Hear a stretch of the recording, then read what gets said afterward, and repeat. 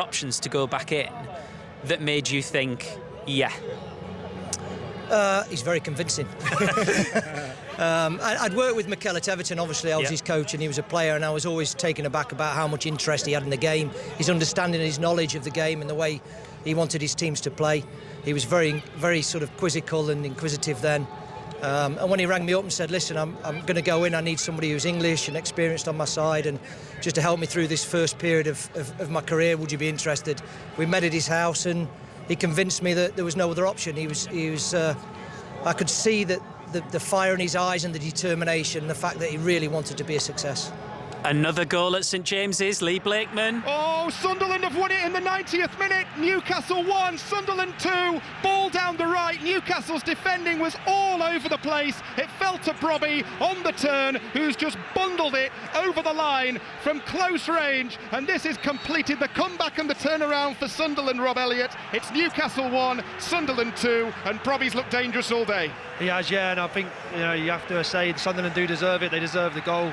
They've been the better team second half. Newcastle haven't got to grips with the game, and it's second time of asking, but he's been a problem all game. And Newcastle just really sloppy in possession and give the ball away. And you do feel in the last 20 minutes it has been coming, Rob, as well, because Sunderland, certainly since half-time actually, have been a completely different team.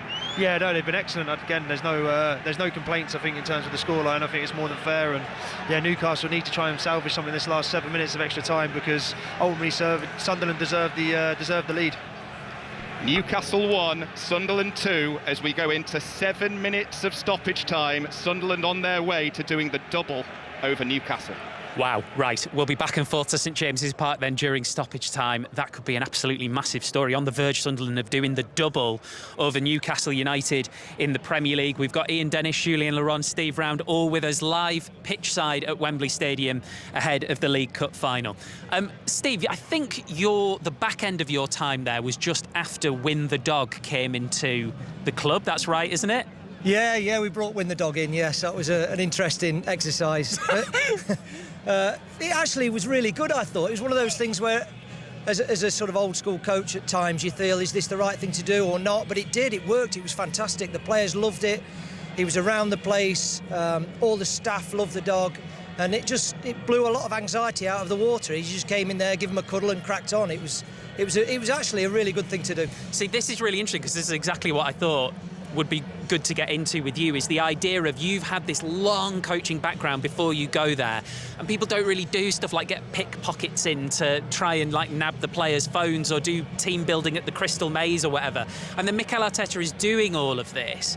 So was there initially a bit of you that thought, oh, this is very new school, as they say? No, not really, because I've always been a forward-thinking coach and always wanted to do things differently and always want to try and push the boundaries. So when I came up with a manager who was bringing these ideas on a daily basis, it was very easy to buy into. And the most important thing is that the players buy into it and the players enjoy it and the players respect it and the players feel it's helping them win. And they did. They bought into it. It got us all together. It built cohesion. If you remember at that time as well, that the whole club was in a rebuild and transitional phase. So there was a lot of players leaving, a lot of new players coming in. We had a very young group of players who were impressionable and influenced.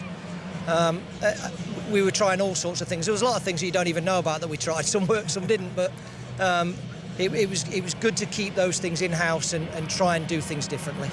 Tactically, have you seen an evolution in the way he wanted the team to play, even in his own ideas as well of what he wanted on the pitch? Yeah, the evolution came with the development of the squad and the buy-in and improvement of the players. When we first went in, it was about getting results and making sure that we got enough results to stay in the role, because you have to win short-term to be able to build long-term into a successful team. So initially it was clean sheets, it was very pragmatic, hit teams on the break, counter-attack with the pace of Aubameyang and people like that. And then as the players got better and the young players developed their tactical knowledge of the game, they could move into a more possession-based game and a more dominant game and a more dominant phase. Right the way through until my last season there, we came second, we were very close, but the squad size wasn't quite big enough to sustain the challenge right to the end. We got some critical injuries at the wrong time and we just couldn't fulfil the gaps. Right now, the squad has been developed over that time. They've spent the money. They've got excellent players in. There's no weakness. They've got 2 players in every position. that are excellent, and they've built a team that's capable of winning multiple trophies. How important is it, Steve, that they get a trophy? Because they've been the nearly men for so long now, haven't they, under Mikel? Yeah, absolutely. It's critical. Today is so important for both teams. One, because Manchester City need to reassert their dominance and try and get themselves back into the season. And Mikel and Arsenal also to try and win that trophy. Since the last FA Cup win, they've not won a trophy. And if they can get one over the line, it breaks the back, and then they can push forward with much more confidence. And with that in mind, psychologically, do you think that will have an impact on the title race? It could do. It could do. I mean, they're that far ahead right now that it feels difficult that they could lose it this time. But I would never back against Man City. I've seen it in the past. That season I was talking about, the treble winning season, I mean, I've coached against a lot of top teams in this league. That's arguably the best team I've ever seen. They're up there with the Invincibles and Manchester United's treble under Sir Alex. They were that good, City. But right now, maybe City aren't quite at that level. So hopefully Arsenal should be able to push through and get it done. We've had another goal at Tannadice. Martin Dowden. It's Dundee United 2, Celtic 0. I'm looking at Martin O'Neill, hands on hips. He can't believe what he's seeing. Emmanuel Ajay with a strike from the edge of the box. That found a corner. Celtic so close to an equaliser just before that. The Dundee United goalkeeper almost spilling into his own net. What drama at Tannadice. Celtic's title hopes taking a massive dent. Yeah, for context then, if Celtic end up losing that game, they stay on 61 points from 31. In fact, they'll all have played 31 games. There have been so many times where they've been out of sync. But Celtic will have 61, Rangers 63, and Hearts, after another win, nervy win yesterday, up to 66, leading the Scottish Premiership. Sunderland must be close now in the derby. Lee Blakeman. They're so close, Steve, but at the same time, so are Newcastle to equalising. Newcastle 1, Sunderland 2. Brobbey's 90th minute goal could well be the winner as we go into the 97th minute here with Newcastle on the attack. They've just gone close from a Hall free kick as the cross goes in towards Byrne. Too deep, will go behind, and that should be a goal kick to Sunderland. It is. That Hall free kick took a deflection, well saved by Elborg. 97 on the clock. We're into added time. Newcastle 1, Sunderland 2. Right, we'll be back very, very shortly because it sounds like Sunderland are going to get over the line. Actually, Steve, you know football in that part of the world very, very well, having spent a lot of time at Middlesbrough. You can imagine just how terrified everyone is in that stadium right now. Oh yeah, for sure. I did 1 year at Newcastle as well under Big Sam and Kevin Keegan, and I mean that stadium is awesome, and the fans are so good. And this could be an incredible result if it stays and Sunderland win the game. How are the levels of nerves then, Lee? It was absolutely bouncing in here pre-match. It was really bouncing when Newcastle took the lead after 10 minutes. Now it's silent in all sections of St James's Park, apart from in the very, very top tier at that stand away to my left, which is just a sea of red and white. I've got somebody who wore black and white in this fixture sitting next to me 3 times, former Newcastle goalkeeper Rob Elliott, as Aaron Ramsdale pumps forwards a free kick for Newcastle. Last chance, flicked on, chance for Wissa. Here's a good chance as well for Willock. It's cleared away. It might fall for Hall on the edge of the area. Sunderland will clear, and now this was always going to be the danger that Sunderland could come forwards on the counter. My end has stopped. Rob Elliott, it's frantic as Newcastle try and get an equaliser. Yeah, they're just trying to load the box. Dan Byrne, Tao forward. Newcastle just need to just get the ball in the box best they can, but Sunderland holding on. Not really any clear opportunities, but Sunderland look more dangerous when the ball turns over. Livramento brought down by substitute Reynildo, so that will be a yellow card for him, and a Newcastle free kick. We're into the 99th minute here, so only 7 were added on, but because Regis Labrise has made a couple of substitutions, we are playing on even more. Quick free kick is taken. Murphy swings it in, headed away sideways by Sunderland. Referee Anthony Taylor takes a long look at his watch. Still we play on. Rob, that Brobbey goal looks to be the difference. We're going to have one long throw from Livramento. This is it. Into the 100th minute. Livramento with the throw. It's headed behind. It will be a goal kick. And Rob Elliott, you can hear the cheers from the top tier of that stand away to our left. It looks like Sunderland have secured the double. Yeah, I think so, and you know what, I think they deserve it in all honesty. I think other than a couple of spells from Newcastle, they've been the better team, especially second half, and yeah, it hurts me to say that obviously as an ex-Newcastle player, but no, I think Newcastle just haven't come up with the we haven't come up with an answer to Sunderland's press, and then on the counter they've been excellent, and probably the best player on the pitch gets the winner. There is the final whistle.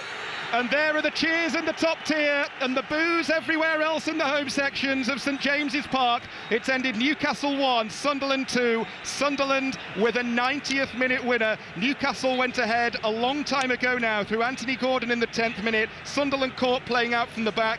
Gordon put it in hard and low across goal into the far bottom corner.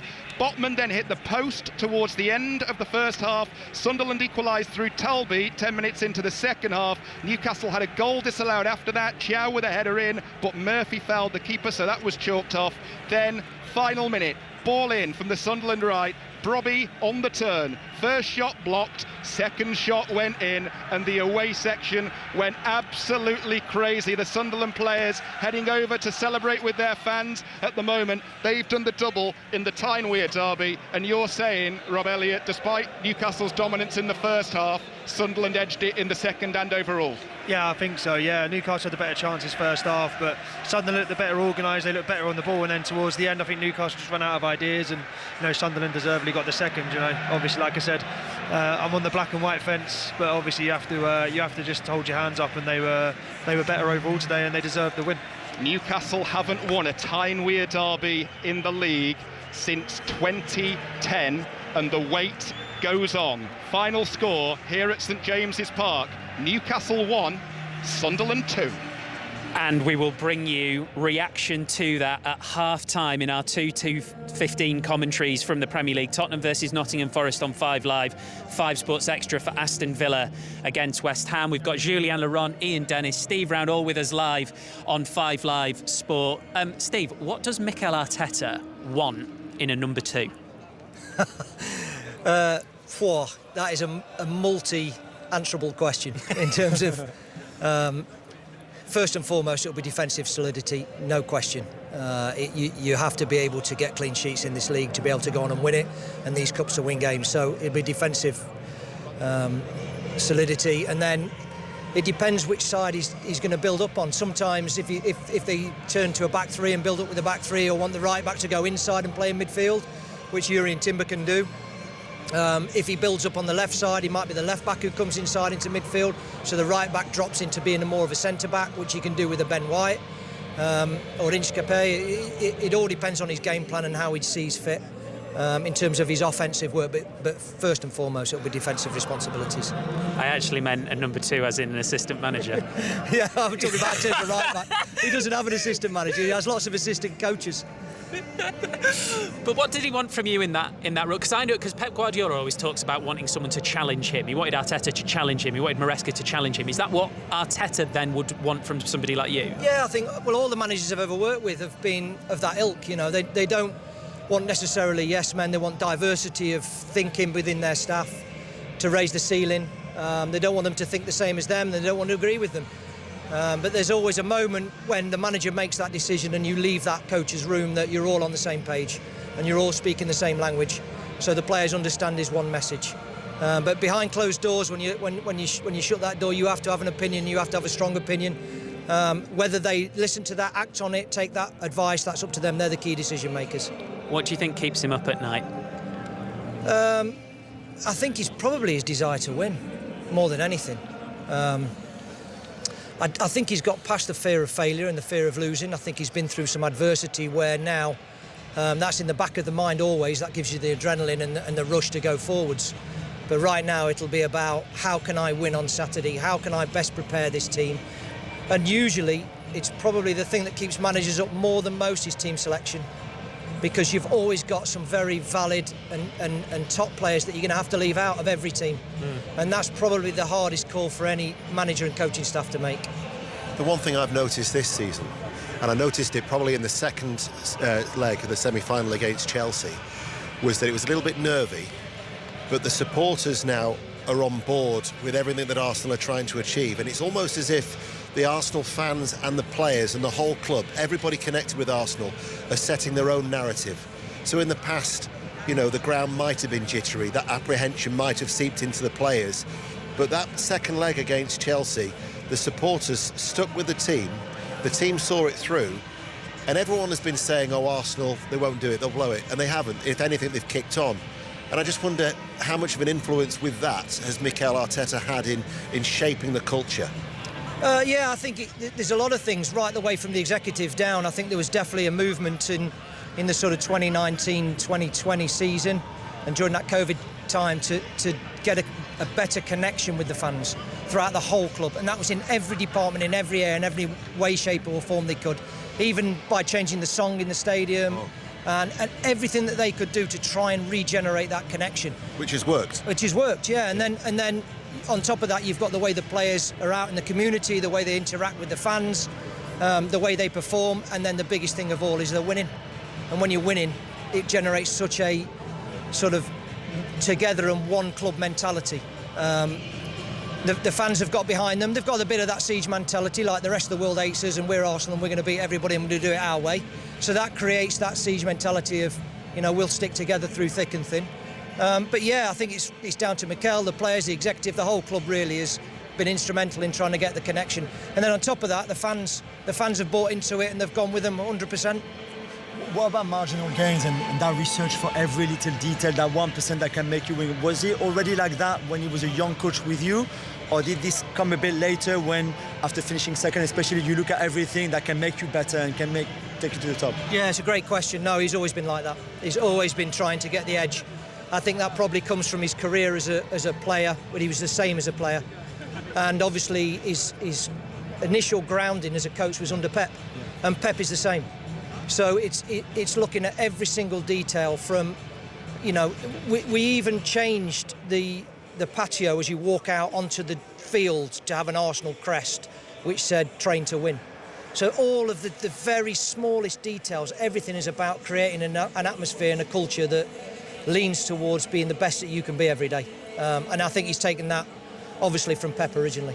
Steve, lovely to have you with us. Thank you very much indeed. Thanks, guys. Top man, Steve Round there, formerly on Mikel Arteta's coaching staff, very, very experienced coach. You'll be able to hear more from him later with Delith Lloyd on the excellent BBC World Service. 4:30 then for Arsenal, Manchester City. Full commentary of the League Cup final from here inside Wembley Stadium. This long stretch down in front of us, which takes us down to the corner flag, has actually, Ian, become a little bit more like a catwalk because the fashionistas continue. And of course, as he tends to do, Ian Wright has stolen the show. He has. He's wearing a nice little hat, fetching pair of red socks as well, which must be his lucky ones. They jar a little bit with the dark brown shoes and his navy trousers, but another eye-catching bit of attire. And it's obviously a very special day for the Wright family because he bumped into Sean when Ian arrived in the stadium. He bumped into Sean, his son, who's obviously a Manchester City legend, and very much today it will be father against son on who wins this League Cup. Even Chappers is wearing a suit. I know, yeah. Is that a chocolate brown? I think it is. A little bit shiny. Right. Let's continue building up to our Premier League commentaries because we're just over 10 minutes away then. Here on 5 Live at 2:15. Massive game down at the bottom of the Premier League. Tottenham versus Nottingham Forest. Jonathan Pearce. Completely different contrast in the mood to when I was last here for the Crystal Palace defeat. Huge crowd greeted the Tottenham coach when it arrived. There's a buoyant atmosphere in the ground. 3 changes from the midweek win, but ultimate aggregate defeat against Atleti. In come Dancy, Solanke and Richarlison. Out comes Simons, Mouani and Draguzin. As far as Forest are concerned, only one change from the Fulham game, the 0-0 draw with Hutchinson coming into the side and replacing Dominguez. Only 2 of today's starters started in Midtjylland in the week.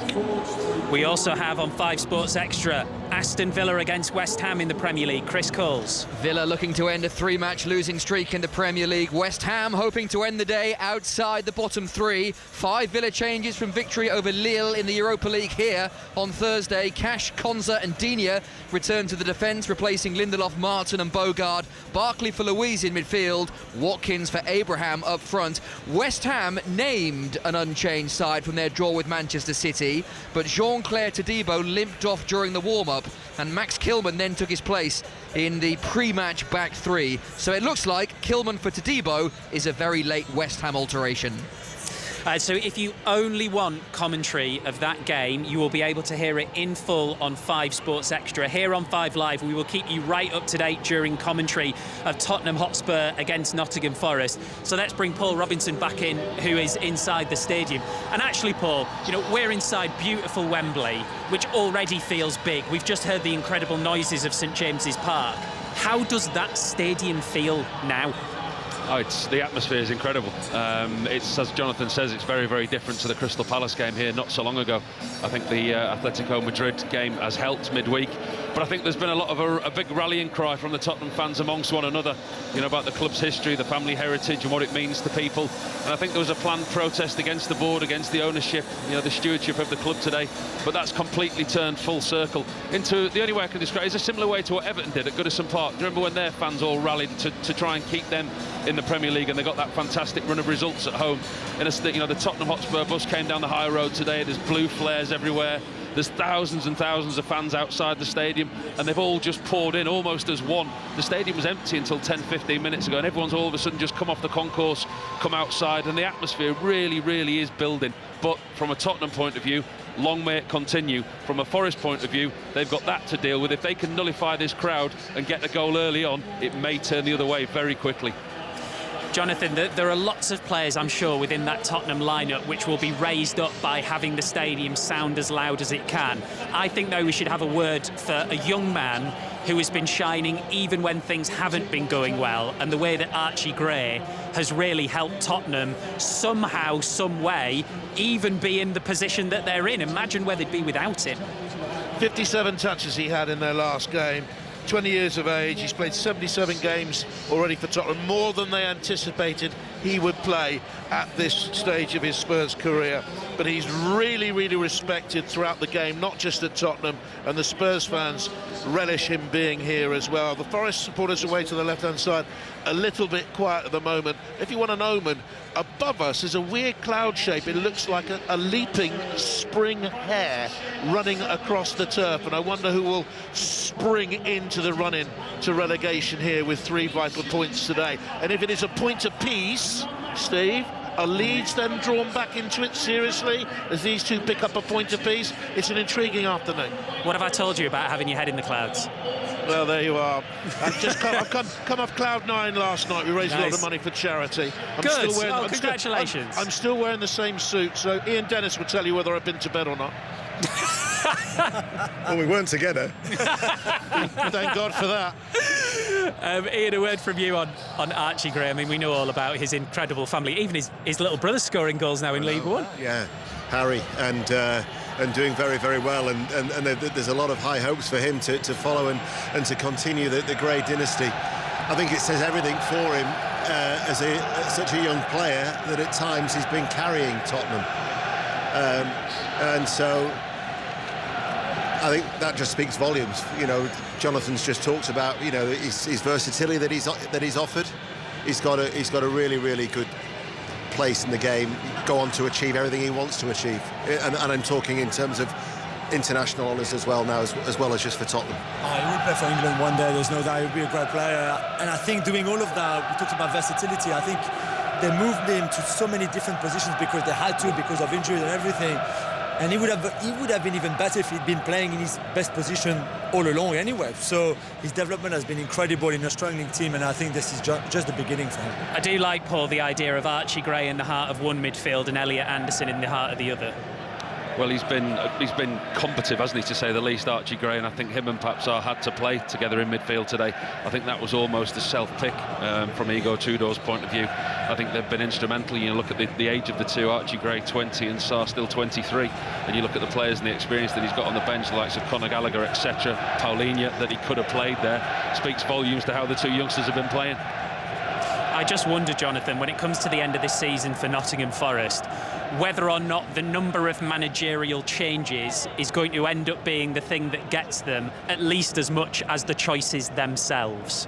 Another aspect as well, they're still in Europe, aren't they? So they've got the games against Porto. After this, their next game would be Porto away, then the Villa home league game and the Porto return leg. That's going to have a factor on them as well. They're the only ones still left in it in the bottom thick of things. So I think that will have an effect. There's massive games to come. What about that last What about that game here, right at the end of the season, towards the end of the season, Spurs against Leeds United? Not only a 6-pointer here today, but that will be as well. But just listen, I'll just pause a minute, Steve. Hear that? That wasn't here against Palace. Not with so much gusto and passion. Something has turned. The supporters made a point of, they were planned protest for today. They cancelled the protest. They said it's all about the club, and you take away that toxicity, and all of a sudden the atmosphere that is coming through the radio now, that is the support. That will make a huge difference there. It's about the magnitude of the game, and the supporters have sensed their role that they can play in trying to achieve them, to get the 3 valuable points, to take them a step closer to what they securing their status. And you will know better than anyone, Paul, if you can make the Tottenham Hotspur Stadium sound like White Hart Lane, then you're halfway there. Well, you ask any one of these Tottenham Hotspur supporters that are in here today, take away this fantastic stadium, take away the training ground, take away Adele, take away the racing track, give me White Hart Lane and a good Premier League team, they'd snap your hand off. Kick-off is just a few moments away. The teams are out there. Just one more word on the Cup final, Jules, which is coming up at 4:30. Of course, we've got full commentary of Arsenal versus Manchester City. Going to be a few special guests here today from an Arsenal perspective. Yeah, you're right, because the club have invited the squad from 1993. We heard from Tony Adams earlier, who was captain that day. Reminiscing about the win, and Steve Morrow scoring the goal. He's here today. I don't think the whole squad is here, but most of them will be here. I think it's a nice touch from the club to bring like old legends like that to another cup final from the heirs. Cannot wait for this final, Ian. I know. Tactically, it's going to be fascinating. I'm not expecting many goals. You know, the 1-1 draw between the two sides in September. Pep Guardiola recorded his lowest ball possession of his entire management career in that 1-1 draw. At times in the second half, they went to a 5. If they were to score first, he might replicate that again. But I would love to see them go at it toe-to-toe, but I don't think they will. I think it's going to be very cagey. Ian, Jules, thank you both for the time being. So we're live inside Wembley Stadium, and they are just starting to build up the early atmosphere. All of the world's media is around us. All of the flags, blue and white and red and white. 4:30 kickoff. Now is the time for your choice of listening. So if you just won Aston Villa versus West Ham in the Premier League, you get that in full on 5 Sports Extra. Here on 5 Live, you will get all of the live updates from everything going on up and down the land during commentary of a massive game in the Premier League. It's Tottenham Hotspur against Nottingham Forest, and Paul Robinson is with Jonathan Pearce. Thanks very much, Steve. Another change here to the build-up. The Tottenham players passed down the line of the Forest players and then marched towards what used to be called the Park Lane end of the ground, the big south stand here, and stood in a line for another photograph to be taken with the mascots with them. They're now waving to the crowd as well. This is all about togetherness. This is a real statement, and they need a good performance here, and they need to win home games. 10 home league defeats last season, 10 home league defeats this season. Simply not good enough. They make those changes today. 3, this is their lineup. Vicario in goal, playing with that hernia, will need an operation. Danso comes in, Romero and Van der Ven, their back 3 then. Burrow and Spence, the wing-backs. Gray and Sarr in midfield. Tell Richarlison supporting Solanke through the middle. Simons, Moani and Dragoshin drop out. If Tell can replicate his form against Atletico Madrid and not his Premier League form, then Forest could be in trouble. They line up with a wholesale change side from Midtjylland, just the one from last week against Fulham with Dominguez out and Hutchinson in. They have Sells in goal, Aina, Milenkovic, Murillo and Williams the back 4, Sangare and Anderson the hub of the midfield, Hudson-Odoi, Gibbs, White and Hutchinson, potency there, and Igor Jesus with his dozen goals this season up front. Paul, just listen to the atmosphere. I know we've talked about it already, but this is more like the atmosphere Spurs would have hoped to have at this stage of the season. This is more like the atmosphere that Spurs should have had all season, but they haven't given these loyal supporters anything to cheer about or to be proud of, really. Performances on the pitch have been lacking hugely, especially here at home. Haven't won in 12 Premier League games in total, and I think the home supporters have got frustrated, but I think they've got to a level now where their club in the Premier League is of vital importance to them. Well, the players have switched ends. Spurs warmed up away to our right-hand side. They then did their huddle at that end of the ground, already knowing they had to jog up to the left-hand goal, and Nottingham Forest's huddle was about 10 yards away from themselves, so hardly secretive. They'd have heard what each other was saying down there, although you know the modern way of putting your hand across your mouth, which is being replicated horribly, by the way, in junior football. It's daft.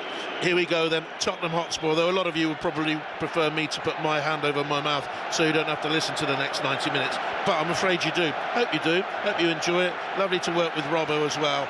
And it's Tottenham Hotspur will kick us off and underway. Kicking from left to right, then the first touch of the ball will come from Papsar, and we're off and running on 5 Live. Already we've had one major upset, I guess, with Sunderland winning at Newcastle 2-1, upset because they were 1-0 down in 10 minutes.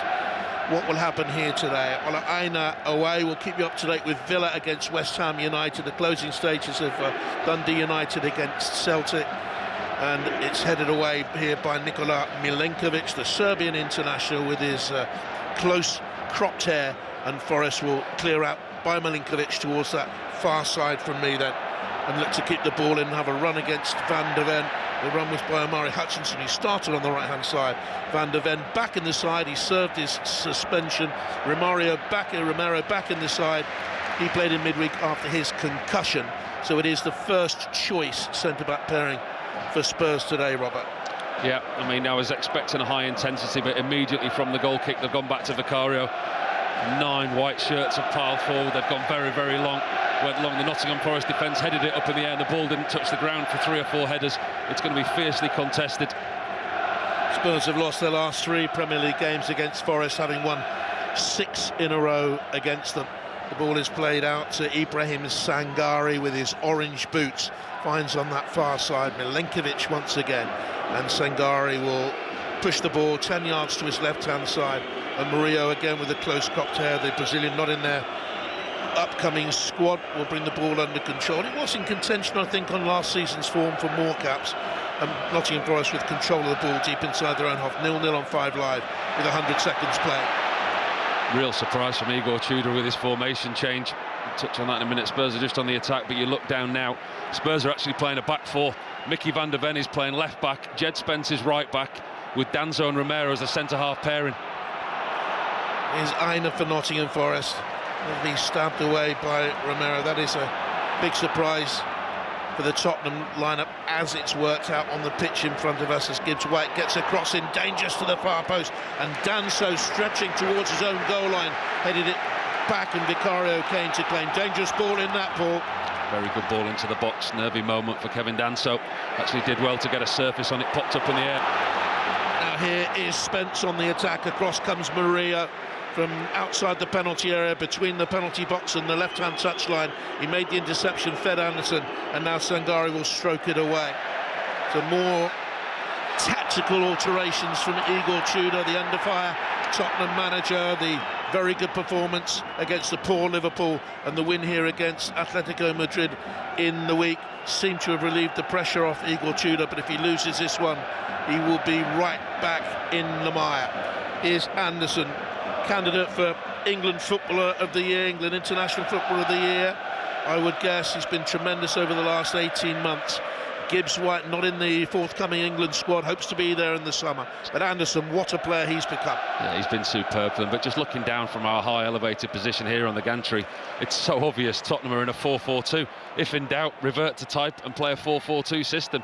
Mickey van der Ven at left back, and Jed Spence, who we expected to play as a left wing back, he's playing as a right back, with Pedro Porro tucked into a narrow defensive midfield 3. And Forest will push 3 up against them nearly all of the time, I would think, and sometimes 4 to occupy them. And here now is Milenkovic once again, league ever present this season, as they find the width on the left-hand side. Nico Williams, 3 minutes gone on 5 Live.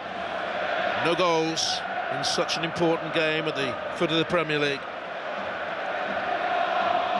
And it's wide towards Callum Hudson-Odoi, between the touchline and the box, comes in field, tries to feed Williams, slipped away from him. Anderson tries to recover possession, and that's a foul to Tottenham Hotspur, as Williams buffeted into Richarlison. Yeah, it was a clumsy challenge from Williams. Tottenham did well to recycle possession and try and clear the lines. I mean, it's been such a frantic start, it really has. You can almost sense the tension in the stadium. Talked about the electric atmosphere and the noise before the game, but it's nerves, it's excitement, it's trepidation. There's so many emotions going in and around this stadium today. And Tottenham Till I Die is the song from the Tottenham Hotspur supporters in this mighty 62,850 capacity stadium. As Spurs attack with Solanke into the box and Forest tidy up more, clear away. Nico Williams sweeps that right foot, his white boots clearing it away, and it drops on the halfway line to Jed Spence with his pink boots on. Elliot Anderson in front of him bulldozes in. Spence drops to the ground. Tudor appeals for a free kick. The referee having none of it, Michael Oliver, and now gives a set-piece situation to Forest. A free kick to them just inside their own half for a foul, and listen to the boots. He'll do well, Michael Oliver, to keep his cards in his pocket early doors, because he's set a precedence. I mean, he's let a lot of challenges go. Quite a lot of other referees would have booked Pedro Porro for that challenge, but the tempo that this game's been played at, if he starts throwing yellow cards about for that, we're going to see several. Tottenham winless in 12 Premier League games in their top flight history, only from April to November 1912. In December 1934 to April 1935 have they gone longer without winning. Today is paramount for them. Callum Hudson-Odoi spins it into the box. Anderson with space, nearly got a turn away, then fell. Forest fans in the far left-hand corner of the ground want a penalty. Don't think it was that. Yeah, it's just an early indication. It shows Tottenham's fragility. Elliot Anderson, it's a simple run in behind. Callum Hudson-Odoi doesn't have to do too much down this left-hand side. He just lifts the ball into Anderson's path, who's got in behind Porro, Spence and Archie Gray. Almost gets a strike on goal. 0-0. Talked about Tottenham's toils. How about Forest winless in 7 Premier League games? Only Wolves have failed to score more in different games than Forest this term. Igor Tudor, what's he signalling down there to his... It's a lopsided front three, really. Telly's on the left-hand side. Porro is making up the front four when they do come forward, but it is lopsided to me. Porro flicks it on. He seems to want to play sort of a right wing-backy role, and Tell wants to play a genuine left wing role. So it is it's lopsided. Yeah, they're trying to play higher, but it's like obviously Papsar and Archie Gray, the two central midfielders, and when they're out of possession like they are now, it's very, very much a midfield four, and Tell and Porro have to remember their defensive responsibilities in this system. Here's Anderson, heavy touch on the halfway line. Anderson rolls into Gibbs-White, picks up possession now, having a look, changes direction, and floats a lovely 40-yard ball out to Ola Aina. Full time, Dundee United, Celtic, Tannadice Park. Martin Dowden. Dundee United 2, Celtic 0, advantage Hearts, advantage Rangers. Celtic have blinked badly at a critical time in this title race. 5 points behind Hearts, 2 behind Rangers, 7 games to go. A hugely damaging defeat for Celtic. Let's go to Villa against West Ham United. Early moments, Chris Coles. Villa 0, West Ham 0, but a bright Villa start. Already 2 good chances. A great touch from Mavropanos, preventing Watkins tapping in. Digne from range, touched wide by Hermansen. And West Ham were forced into that early change before the match. No Todibo, but Freddie Potts takes his place, and West Ham in a back 4. Villa 0, West Ham 0. Villa started the day 4th, couple of points above Liverpool, who had a dismal second half yesterday at Brighton after a bright first. West Ham, of course, 3rd bottom, just below Forest on goal difference, as Tottenham Hotspur clear away towards Matisse Tell. We know he's got potential. He's only 20 years of age, turns 21 next month, and he's chipped a rather overconfident ball to the edge of his penalty area, where Danso up to the halfway line brings in Richarlison, back to goal, held it up well, feeds Pape Sarr, darting to his left-hand side on a diagonal run, nudges it forward to Solanke. Solanke burrows to the edge of the penalty area, and across strides Milenkovic to cut it out, push it away for a throw. The assistant referee was bang in line. The judge hadn't gone out for a corner, and Tottenham will attack on that left-hand side again. Solanke nudges it back.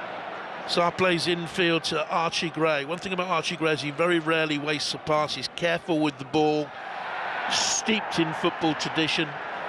Archie Gray, his great Uncle Eddie was one of my first heroes, I have to admit. What a wonderful winger he was. Great football family, Frank and Andy. And now out wide towards this near side, here's Jed Spence. Spence for Tottenham Hotspur, darts a good cross in, Tell arriving, well cleared away by the very aware Ola Aina. Corner kick for Tottenham. That's a vital defensive header from Ola Aina. Good positional awareness, he knew exactly where Matthias Tell was behind him. There's a long ball on the diagonal from Jed Spence on the corner of the 18-yard box, 10 yards back, fires it across flat, and it's looking like it's going to reach Matthias Tell at the far post. Aina gets a vital touch, concedes a corner. Nearly 3 full months since they last won in the league. Tottenham may have their first corner of the game. 9 minutes played on 5 Live. It's on the far side. They're crowding beyond the far post. Van der Ven is in there, Gray is in there, Solanke is in there as well. Richarlison holding in deeper into the near post. It comes headed away to Pape Sarr. Finds that left-hand touch on again. Can Tell get a cross in. He's been boxed out of it out by Gibbs White. Got a good foot in to win the ball. And then finds Amari Hutchinson with the bleach blonde hair on the Forest right. Did he run it out of play? Well, he gets the throw in against Spurs fan in what would have been the shelf side of the ground, the old shelf side of the ground. Thought it was their ball, but it's a throw in for Nottingham Forest. These days, this stadium a very different aspect from the shelf days, from the days when you were here, Robert. Very different, but today the atmosphere is similar. And a good head on finds Hutchinson flying away down the right-hand side. Cuts inside, 10 yards outside the penalty area. Rolls it to his left-hand side, Hudson-Odoi. Pace of the ball, sends the ball trickling outside the box between the penalty area and the touchline. Now he feeds Williams, little back heel, back to Hudson-Odoi, floats the cross in towards the far post. And it's too far from Hudson-Odoi. Of course, they've been without Chris Wood for the whole of the season, really. Last season's goal-scoring hero. I gather he is nearing fitness again. You can see the way that Nottingham Forest is set up. They were quite happy to let Tottenham have possession deep in the Nottingham Forest territory in their own half when it's in front of the back 4, back 5, however they sit when they're out of possession, and actually they do pose a real threat on the counter-attack. You look at the pace that they've got on both flanks. Hudson-Odoi, Amari Hutchinson, Morgan Gibbs-White can link that together, and already without a clear attempt on goal, they've proved a threat on the counter-attack. Massive game this for Spurs, you feel, with the fixtures they have to come. If they can get a victory, it'll pep them up for the trip to Sunderland, the home game here against Europa League chasing Brighton. Then they got Wolves away, revitalised Wolves, too late to save themselves, but in decent nick. Villa away, they'll presumably still be chasing a Champions League spot. Leeds at home, fighting for their lives. Chelsea away, and Everton on the last weekend here. You can't see that many points from those fixtures, but you never can tell at this relegation rat race end of the season. You've been in it a couple of times yourself in your career. I said to you before in the pre-match build-up, I think when you look at fixtures and you get to this stage of the season with 7 games left, you start looking at fixtures and picking games where potentially the team's going to get points. But pressure does really strange things to you. And any footballer or manager that's interviewed and said, listen, we're just taking care of ourselves, we're not looking at other results, complete lie. The first thing you do at every game, you go in the dressing room and see how everyone in and around you has got on. Headed away by Forest to the halfway line. I remember my dad telling me they look forward to a World Cup game against the United States of America in Belo Horizonte in 1950, and they thought that was going to be an easy victory. They didn't know until 3 days afterwards that they'd actually lost the game. Lived down in Cornwall in those days. They'd only just heard of the Spanish Armada. Now it's Tottenham on the attack down that left-hand side. In comes a little dinking run here. It's a great run by Tell, and the shot is deflected wide. Best moment of the game. Yeah, super wing play from Matthias Tell out there on that left-hand side. Really good first touch, long ball, crossfield over the head of the fullback. It's a great first touch which sets himself up, and he gets a run on Aina. Runs into the 18-yard box where he knows that he can't touch him. He slips over Aina, and it's only for a block from Sangare, I think it is, just in front of Matt Sells. Concedes another corner.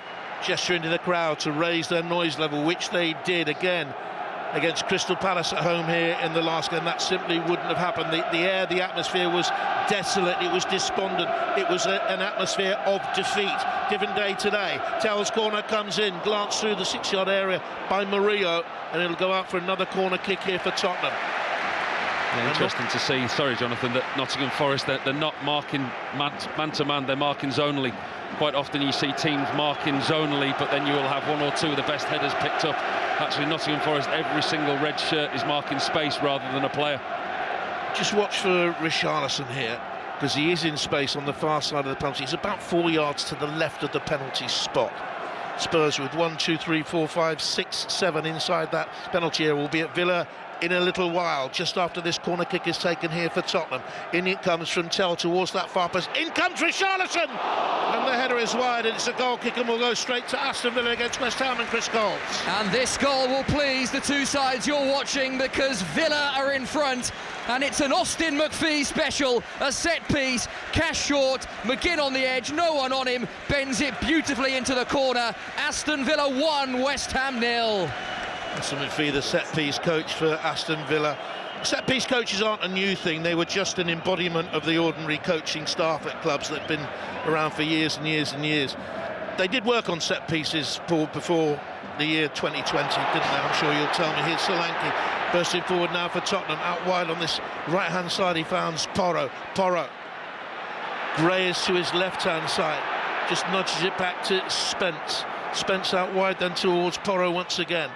Porro thinks about a run, now takes on Williams and forces a throw. We've seen lots of close-ups of set-piece coaches. You'd have had them in your time. They'd have just been part of the coaching staff. Well, it was just another job for the assistant manager or one of the first-team coaches. I mean, we used to practice them religiously with Sam Allardyce, and you look at the way we used to play, and he was labelled the long ball merchant. Now all of a sudden it's revolutionary. It's not at all. Football turns full circle.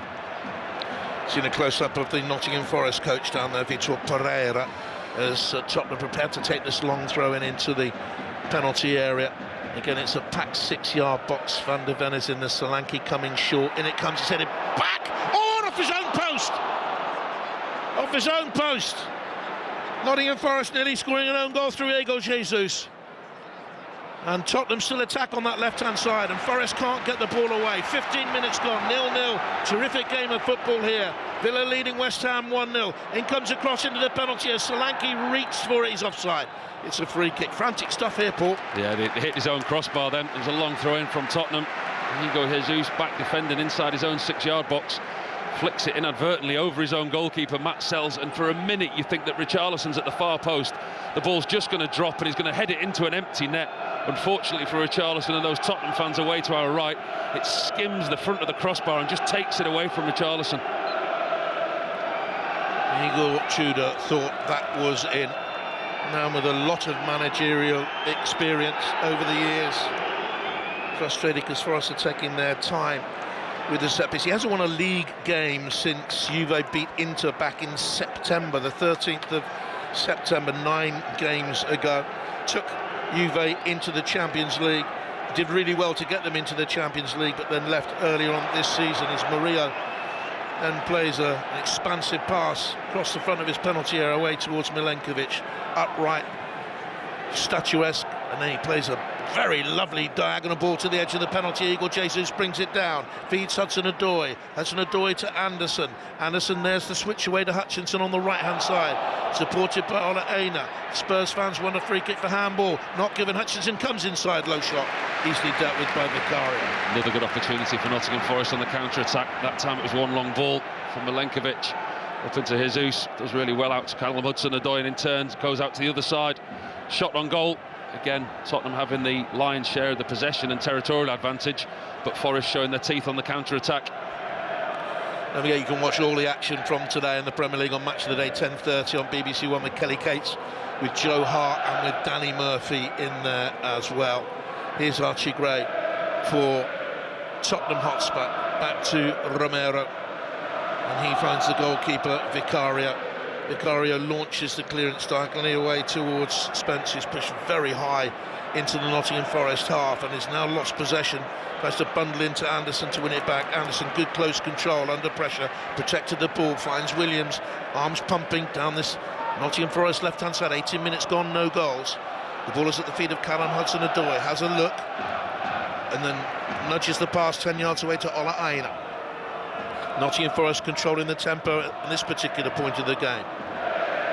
Slick passing, in it comes then towards Callum Hudson-Odoi. Spins, gives the ball away, poor pass, straight to Tell, Tottenham clear. Archie Gray looks for Richarlison up front, and it's protected and cleared away by Milenkovic for Nottingham Forest. Richarlison not in that forthcoming Brazilian squad, but the manager likes him. And I think he feels if he continues playing well for Spurs and scores goals, he will be going to the World Cup. This is a lovely run by Tell again down that left-hand side. Paul Robinson, where has this Matthias Tell been? Well, this is the Matthias Tell that's been linked with many clubs in and around Europe, but I questioned why from Bayern Munich would he join Tottenham at the time, a team fighting relegation again last season, the bottom half of the Premier League, when he's so widely regarded around Europe. One, why would Bayern Munich allow him to leave? And two, why were Tottenham Hotspur the only suitors? Why didn't he have any other opportunities? And I think it's down to him and himself, with his own personal, professional pride. The performance level has to increase, and it has recently. Long throw coming in for Spurs from Kevin Dancer. Paul Robinson with me here on 5 Live. In comes the long throw, edge of the 6-yard area. Wouldn't quite come to Solanke. Cleared. Porro hoiks it back over his shoulder into the box, into the mix. Perhaps Sarr will challenge for it. No penalty given. Sarr knew, he got up straight away to try and continue the attack on Aina as the ball nearly dropped to Sarr. Did strike out a leg, but there wasn't contact, I don't think. And to be fair to Sarr, he knew it and got on with it, and Nottingham Forest clear. Yeah, not one player on the field there, Jonathan, thought that was a penalty, and that tells you a lot, that not one white shirt actually appealed. Tell again to Solanke. Back to Matthias Tell on that left-hand side, rolls his right boot over the ball, and then cuts inside. And it's a combination there of Hutchinson and Aina stop him. And Forest saw some robust challenges going in there. Referee has a look, it's cleared away. Boos ring out from the Tottenham fans because they think that was an over-robust challenge that has left one of the Tottenham players down on the ground. I think it's Archie Gray. There's 2 players down for Spurs. Gray and Tell. He's on his haunches. And the referee allowing a degree of physicality, understanding the nature of the game, perhaps. Yeah, he's let it flow, the referee. He's set the stall out. And I think much to the disgust of the Tottenham fans over in that far right-hand corner, they feel that they should have had an initial free kick for the challenge on Matthias Tell. And Archie Gray comes in, and it's Sangare, I think, that catches him. 2 incidents, and I think it's Archie Gray out of the 2 Tottenham players. He's still down on the floor. He looks to have come off the worst. Matthias Tell's back on his feet. He looks okay. Just seen a replay of that possible penalty incident, which confirms what we thought, but it was interesting. As Sarr picked himself up, got on with the game, Aina took his eye off the ball, was looking at the referee and wagging his finger to the referee as if to say, not a penalty, ref. The referee had already waved play on, and Sarr was already onto it and carrying on the attack. Yeah, took his eye off the ball there, didn't he? The fullback looking at the referee, too worried that the penalty may be being considered. Let's go for an update. Aston Villa, West Ham, Chris Coles. It remains Villa 1, West Ham 0, but Aston Villa enjoying themselves. They are dominating this game. 2 more good chances created. A Sancho cross to Onana, who nodded just wide, and Ollie Watkins cutting in on his right foot just inside the area, went to bend it in the far corner, just started it a bit too wide, and in the end wide by a couple of yards. Villa 1, West Ham 0. 0-0 here, cooler than it was earlier, that's for sure. The blue skies have disappeared, opaque overhead. My big cloud that looked like a leaping hare has disappeared. Maybe it wasn't never there, actually. I don't. Maybe it wasn't. Robbo, was it there? I did wonder why you were sat there staring at the sky, Jonathan. Just another day with a Y. Anyway, it's played out to Kevin Danso just outside the penalty area. He'll look up for Tottenham Hotspur. Forward, he's got Solanke, drives it further to the right, looking then for Jed Spence. And Nottingham Forest have possession, but the referees pull things back here for what a throw to Tottenham Hotspur. Porro will take it. Spencer's quite often running beyond Porro on this near side. Yeah, he's trying to get round him, trying to do the overlap, isn't he? I think Archie Gray's really struggling from that earlier challenge. Just saw a replay of it. Sangare clattered into him. There, I'd have a quick look at it with nothing there, but he's certainly not moving freely, Archie Gray. Stabs a pass tentatively down the right-hand side. Didn't want the ball to come to him there, really. It's a throw to Nottingham Forest. 0-0, we've just passed the midway mark in the first half. Tuesday live commentary of Arsenal against Chelsea in the Women's Champions League quarter-final. Build up from 7 on 5 Live, and of course we've got the build up to the World Cup ties. We've got Wales-Bosnia commentary in the World Cup playoffs on Thursday. England, Uruguay in the friendly on Friday. Paul will be at that one. And here's Murillo out wide towards the left touchline for Forest at 0-0. Back to Murillo, chunky from Sao Paulo in Brazil, signed from Corinthians. Down that left-hand side, looking for Williams between the box and the touchline. Well tidied up by Danso. And here's Gray, under pressure to Porro. He tried to turn, he rolled his foot over the ball. Turn, for me, he bumped into Williams, went down. He's got a free kick. For me, that's a little bit fortunate. Well, 24 minutes into this game we are now. You just wonder how long both sides can keep this tempo and pace going. Nottingham Forest at times are happy to let Tottenham have comfortable possession in front of them, but actually when they press and they really press as a team. The intensity on both sides from a pressing point of view has been there from the start. Again, a picture emerges on our little screens of Vitor Pereiro down below us. Took over in February, 2 wins in his 8 games in charge so far. 15th first-team managerial position in 22 years for him. Much travelled. Here's Tell trying to travel for Spurs out towards Van der Ven, emerging from that left full-back position. Stumbled. Spurs fans that end of the ground want a penalty. I'm not too sure whether there was contact or whether he stumbled. Will be VAR check. Olaena was with him. He looks guilty this time. I mean, he looked to the referee last time, Olaena, to plead his innocence, and it's more of a clumsy challenge than anything, a little arm in Van der Ven's back. But going by the barometer that the referees set regarding free kicks and other challenges around the pitch, I don't think that this will be overturned. I think VAR will just say play on because of the way that the referee's been refereeing the game.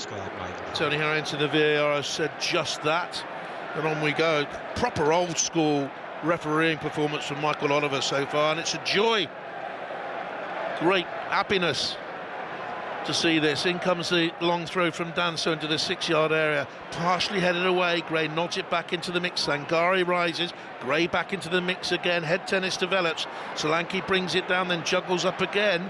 Another header away by Sangare and out by Anderson, and Nottingham Forest can counter here unless Archie Gray was there, which he was, which he always seems to be, and he got back and retrieved possession. Yeah, that could have been trouble for Tottenham. At one point there, it looked like Nottingham Forest could have had a 3-on-1 counter-attack. Archie Gray superbly positioned to douse the danger. Well, at the end of that game against Palace, which was last Thursday week, was it something like that? You thought Tottenham were down. The air of despondency was alarming, and everyone has got together here, the staff, the players, the supporters, galvanise things, because they know they are in it up to their neck, and they know they've got no choice but togetherness to get out of their trouble, and it's a much better atmosphere. And Forest are holding at the moment. Elliot Anderson has made more successful passes than any other midfielder in the Premier League, tries to win it back against Richarlison, fouls him, and it's a free kick. You will get that from Richarlison. Battle, and he's won the free kick. If they had a team of Richarlison's, Jonathan, I know what he lacks in quality. I know he's been criticised a lot, but his attitude, his application and his work rate, you know, he upsets opposition defenders. You know, if he's on your team, you like him. Every other piece of opposition don't like him. If they had a team full of Richarlisons in the last few weeks, they wouldn't be in the situation they are now. Here's Danso. Danso chips it forward to Richarlison. It's cut out by Williams. And I think that's going to be a Tottenham throw. There used to be a game called Battle Tops. You used to pull a cord thing and these things used to spin into a little arena. He reminds me of Battle Top. They go everywhere. He couldn't really control them, but he's like that. Feisty, like a whirling dervish. He hasn't got a great touch of a Brazilian number 9, but he'll fight for you. How's that game transferred to iPad? Can you get that on your iPad? What tonight? What's your Battle anyway, Tops? We'll move on now. Is that a typewriter? Anyway, it's a goal kick. I saw a typewriter in a shop the other day. Fascinating. I saw a typewriter. You never see typewriters these days. Goal kick to Nottingham Forest. 0-0. 27.5 minutes gone. Aston Villa against West Ham. Chris Coles. Aston Villa 1, West Ham 0. Villa thought they had a penalty. In fact, it was given by Paul Tierney, but the replay showed Mavropanos clearly got the ball ahead of Ollie Watkins, so Tierney sent to the screen, looked at it a couple of times and overturned his original decision, which was the correct decision. Still, Villa 1, West Ham 0. Which will take them to within a point of Manchester United in third. Tottenham have possession. Here's Spence. Finds Richarlison into the penalty area, got a couple of yards of space, pulls it into the middle! And Solanke couldn't quite stretch enough, but it wouldn't have mattered because Richarlison's offside. But they're playing some decent stuff now, Tottenham. It's goalless, but they're on top. Yeah, Nottingham Forest playing a high line, and that's the first time that Tottenham have actually really got in behind them. It would have been close. Richarlison tries to time his run, almost level with the edge of the 18-yard box. He takes it to the byline. Solanke's trying to make as much ground up in the middle as he can. Richarlison doesn't really look up, he just fires it across the goal line, 2 yards out. Any type of touch from Solanke and it would have been a goal. Obviously not because of the offside, but a good piece of play from Tottenham. Worry for the manager of Nottingham Forest, Vitor Pereira, is that Murillo stepped out and Milenkovic stayed in and very nearly played him onside. Porro for Tottenham. hounded by Forest players who are working so hard to press the ball.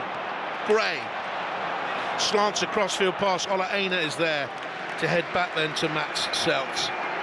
We've only really had 3 efforts in the game, and the closest we've had was from a Forest player heading the ball against his own woodwork. But it has been frantic stuff. Can't take your eye off it. 0-0.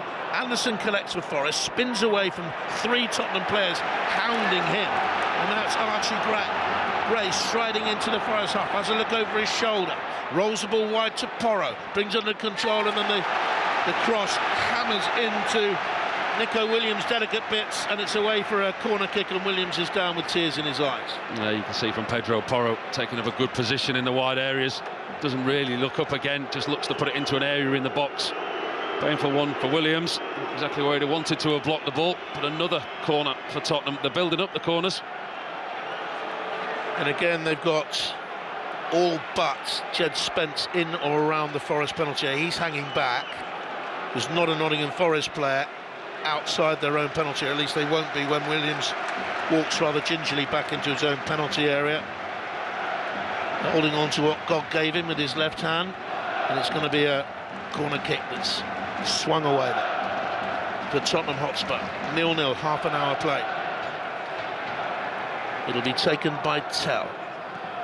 Arcs it into the penalty area. Milinkovic got there. Richarlison spills it back high, top of the net, but it took a deflection, and it's another corner kick here for Tottenham Hotspur. Surely one of these is going to pay off. It's a difficult one to deal with from a goalkeeper's point of view, because it's a right footer. You think it's going to be an outswinger, but what actually does, he plays it flat, and he almost plays it flat along the line of the crossbar, so the goalkeeper has no choice, but he has to come into a crowd of bodies, has to try and get something on it and deal with it. Doesn't successfully. Richarlison manages to win another corner, which Tell will take, right-footed, so it'll arc in. Forest with 7-8 bodies back inside their 6-yard area. Tottenham flood in there as well. It's very, very deep. Richarlison struggling to head it back across, and Hutchinson touches out for Forest to Anderson, who works prodigiously, and Porro was in front of him just to block it, ricocheted out of play for a Nottingham Forest throw. They just need to calm things down, I think, Forest here, take the sting out of the game. It's certainly not one for the purist, is it? I mean, we spoke before the game. I was at Ellen Road last night, and I saw the Leeds-Brentford game firsthand, and that football came off the field under the referee's arm in tears. I mean, it had altitude sickness, it had been kicked everywhere, and this is pretty similar, isn't it? It's ferocious. Saar to Van der Ven. Quick, athletic, strong, broad-shouldered, carries into the Forest half. Halfway inside their half, he rolls wide to Tell. Tell gets the cross in, it's a lovely cross out towards Richarlison, just too far ahead of him, but a good ball in. He's been the best player, Matthias Tell, as you say, has rediscovered that little bit of form on the left-hand side again. It's all Tottenham at the moment. Nottingham Forest looking to hit on the counter-attack, but Tell does really well. This time, instead of going outside, he cuts back onto his right foot, gets himself a yard of space, arcs a ball into the far post, but it's just too long for Richarlison to get on the end of. Won the league as a youngster at Bayern, came here initially on loan as a 19-year-old. Injuries didn't help, but it all seemed a little bit too much for him. But he's emerged against Atleti in the week and here today with fine performances. Up goes Gray to head Sell's clearance back into the Forest half. It's dumped into the Spurs half. Romero braces himself, heads it into the centre circle, and Solanke coming deep, edges it away towards that left-hand side, and now turns, crosses the halfway line, pushes a lovely ball into the path of Tell. Tell takes on Milinkovic, gets beyond him, Tell to the dead ball line, and Ola Aino's back to block it. I just wonder whether or not, had Matisse Tell gone down, it would have been a penalty. It's a corner kick. It would have certainly been a question for the referee, Michael Oliver, to answer. Once again, it's that man, Matthias Tell, on the left-hand side. He gets in behind Aina, and when he gets in behind Milinkovic, he knows that he's done him for pace. He knows that he can get round the outside of him. Milinkovic falls into him. Credit to Tell, stays on his feet. 33 minutes gone. Listen to the Spurs noise. A real sea change from their last game here. It's going to be a corner kick, but Tell will take it on that left-hand side then. Little chip towards the near post. 2 Forest players go for the same ball. Igor Jesus made contact. Olaina was there with him as well. And the header from the Brazilian from Cuiabá, one of the World Cup venues that was, goes away to a corner kick again for Spurs. How many corners now, Spurs? They're really ramping them up. They are, certainly are, both left and right, but Tell's running across to take all of them. Tell with that corner kick again. Milinkovic stretched for it and got the header away. And the header sails out towards the left-hand touchline, halfway inside the Forest half, played out wide by Spence to Tell, 2 yards in from that left-hand touchline, back to Spence. Spence cuts a lovely-looking ball into the Forest penalty, and Murillo backheads it away for a corner. Forest are under all sorts of pressure here. It's constant from Tottenham, really is, without having to create any real clear-cut opportunities from them. But they're causing Nottingham Forest a lot of problems. They've been resilient at the moment, Forest. 7th corner in 34 minutes. Well done, Rob Nothman, our producer today, for feeding me with that stat, and it's going to be taken by Tell once again. It's come from long on to fine leg to take the corner kick. Got Gray inside the 6-yard area. Solanke's far side of the 6-yard box. Van der Ven to have it. Van der Ven's the one to look at here, I think, because he's stolen a march, and one of the zonal markers will have to pick him up as he comes on to them. Solanke also in a similar situation. Van der Ven now comes near post. It's aimed for the flick on, but it's headed away easily. And Tottenham will pick up with Tell, right-hand touchline, 34 minutes gone, 5 live, 0-0. Villa leading West Ham by a goal to 0. Earlier on, Sunderland 1 at Newcastle, 2-1. And Dundee United dented Celtic's title aspirations with a 2-0 win at Tannadice. Porro angles the ball back to the halfway line on Archie Gray with his yellow boots, long-sleeve shirt. To his left finds Pape Sarr's short-sleeve shirt. Gray diagonally into the Forest penalty area where Tul Milinkovic heads it away to Sangare. Sangare looks to find space on that right side. Jesus would have got there but for Archie Gray. Again, diligent covering and hard work from a man who's 20 but has the wisdom beyond his years. Romero. His pitch positional awareness is superb, isn't it? I mean, it really is. And should Spurs decide they need to part with them as they win a free kick for a challenge on Solanke, there will be takers across Europe for Archie Gray. Solanke was fouled, it is a free kick, and you can only feel here that it has to come, the Spurs goal. Forest have offered nothing really as an attacking team whatsoever, and they can't really score goals freely at the moment. What is it? 3 goals in 5 league games. Richarlison's found a little bit of space, got goal side of Sangare, far side from us, the Tottenham left-hand side, to Tell on the left touchline.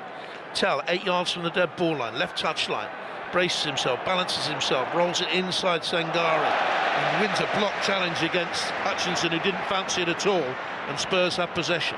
Gray, they're deeper now, they're just inside the Forest half. Danso finding Porro, out wide to Spence, good football Tottenham. Spence the cross into the middle, Richarlison came to meet it, brilliant clearance by Milenkovic, volleyed it away. Had to be a perfectly timed clearance from Milenkovic. Good play again from Tottenham. Ball whipped in this time from Spence on the right-hand side, outswinger. Richarlison setting himself for the bicycle volley, nipped off his toes. Richarlison tried to find Porro with a little loop-through ball. It was headed away by the hard-working Williams. Not the only hard-working player for Forest, they all are on Anderson's court. He's caught in there by Christian Romero, galloped 10 yards inside the Forest half and committed a foul from centre half, and it's a free kick to Nottingham Forest. He has that indiscipline, he's a tenacious character. There are clubs interested in him in Spain, I can tell you that now. He's valued at £50 million, it was at the start of the season. I don't think they get that for him now, but he does have these indiscretions. It's a free kick to Nottingham Forest. He wasn't in a dangerous territory, but did he need to be there? Forest have it, Milenkovic. Square to Murillo. 21st game in a run of 23 for them, very consistent. Gibbs White, seen very little of him. Coming back to the halfway line, rolls his shoulders, works the ball out then to Aina, and down that right touchline. Hutchinson comes infield, plays a low, flat diagonal ball to the edge of the penalty area. 0-0 with 38 minutes gone, and Spurs clear it away. Van der Ven ricochets it off Hudson-Odoi, Hutchinson, I beg your pardon. It's a throw into Spurs. I think the only thing that's missing from this Tottenham performance is a goal.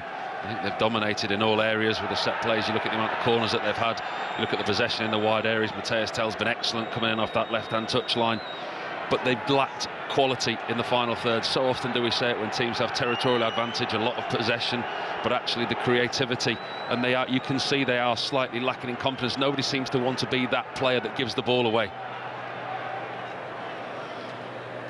0-0, Gray stabs forward for Tottenham Hotspur and made the 3 changes today. Only West Ham have used more different players than Nottingham Forest in the Premier League this season, but Forest have made fewer starting changes than any other side. It's a strange fact, that one. Lots of changes from their midweek game, only 2 survive from the Midtjylland penalty shootout drama. Here's Sarr, centre circle, unopposed, can trot to his left, 0-0, 39 minutes gone. Van der Ven, back then towards Christian Romero, the Argentine international, World Cup winner. Gray to Kevin Danso, brought in initially on loan last February. He was out for a period earlier on in 2026 with a toe injury, but he's starting now his 4th game in 5. And Tottenham have possession on their left-hand touchline. Tell caused Ola Aina some troubles in this first half, with 5.5 minutes to go before the break. Tottenham with all of the possession, with the hullabaloo as well from an enthusiastic crowd behind them, but they haven't scored. And here's Danso. Nottingham Forest, by hook or by crook, a little bit of fortune here and there, have survived. Anderson nods forward for them. It's hoisted up by Callum Hudson-Odoi and over Igor Jesus, who had no chance of getting there, and Vicario gets thing on the counter going quickly, bowls it out then to Tell. Sarr in support just inside him, 0-0. Now Archie Gray in a pocket of space, big pocket of space inside his own half. Forward, ambling forward, looking up, Richarlison coming away from goal, dispossessed by Murillo. Gray snaps in with another challenge, takes it back here from Solanke. Excellent game from Archie Gray, stopped by Anderson's fine challenge for Nottingham Forest. He swaps passes with Gibbs-White. Gibbs-White outpaces Danso. He's on the Forest left-hand side, halfway inside the Spurs half, rolls inside Spence. Poor challenge by Spence. Free kick, he was the wrong side to make that tackle. I can't remember a game where the turnover possession has been so frequent. I mean, Tottenham had possession in good areas, but in the middle of the pitch the turnover has been incredible. 1 or 2 passes and then the opposition are snapping into challenges, high press, but both teams are committed as a unit. It's not 1 or 2 individuals that are going into the press. Both sides are going into the press as a whole. It's been impressive to watch. Have you done a West Ham game recently? I'll ask you a question in a minute if you have. Not in recent history, no, but I have this season. Free kick for Nottingham Forest. Is that the noticeable change? I was just going to say, because you did Leeds last night, of Leeds, then Forest and Tottenham, who would be better suited to stay up or better equipped to stay up at this stage? I'll come to you on that in a moment, because Anderson will take this free kick, cuts it down the line. Hutchinson, tight by the corner flag, has kept it in. Anderson now has a chance to cushion the ball and arc a dangerous crossing, which headed away back inside the Spurs penalty area by Van der Ven to Murillo to the halfway line. Ola Aina lumps it up through the middle. It's touched on by Milenkovic. Here's Jesus, right-hand corner of the Tottenham penalty area, out wide to Hutchinson. Gray is there, Richarlison's there. Richarlison did enough, and Gray will bring the ball away for Tottenham via Papsar. They're winning most of the 50-50s, Tottenham Hotspur. Romero inside his penalty area. Plays a very nice ball out to Porro. Porro lobs it to the left touchline, 30 yards away as Richarlison misjudged it. Couldn't keep the ball in play. Don't think he was expecting that then, Richarlison. Had loads of space over on that left-hand side that had been vacated by Matthias Tell. Porro with the up and under. It arrived at Richarlison unawares. He should have kept that in play there, Richarlison. So Leeds, Tottenham Forest. Difficult one, isn't it, at this stage? But I think if you'd have asked me before this week when Tottenham played Madrid, I would have said Tottenham are least equipped because they've got players who are not used to this situation. You look at Leeds, you look at Nottingham Forest, you look at West Ham. They're players that are accustomed to being in this situation, whether it be there or other clubs, and they've got fighters, they've got warriors. And before Tottenham played Liverpool and Atletico Madrid, I'd questioned that warrior spirit and if they had those type of players. We've seen little flashes of that. So I think now it's going to be very difficult, but it's up to Tottenham to maintain the levels. Who's better equipped? I would say Tottenham were the least equipped out of the teams you mentioned. Forest still in Europe, West Ham and Leeds still in the Cup. They meet in the next round at West Ham. That's Leeds' next game, West Ham's next game over the Easter weekend. Spence very nearly caught Williams there. The referee says play on, 43 minutes gone, 0-0 on 5 Live from the BBC. Can Gibbs-White get to the dead ball line and pull in across? He can, and he's forced Nottingham Forest first corner kick of the game. Nice little combination down the Forest left-hand side. Haven't seen any combination play attacking-wise from them because they've had very little chance to attack. But here's a set piece for them.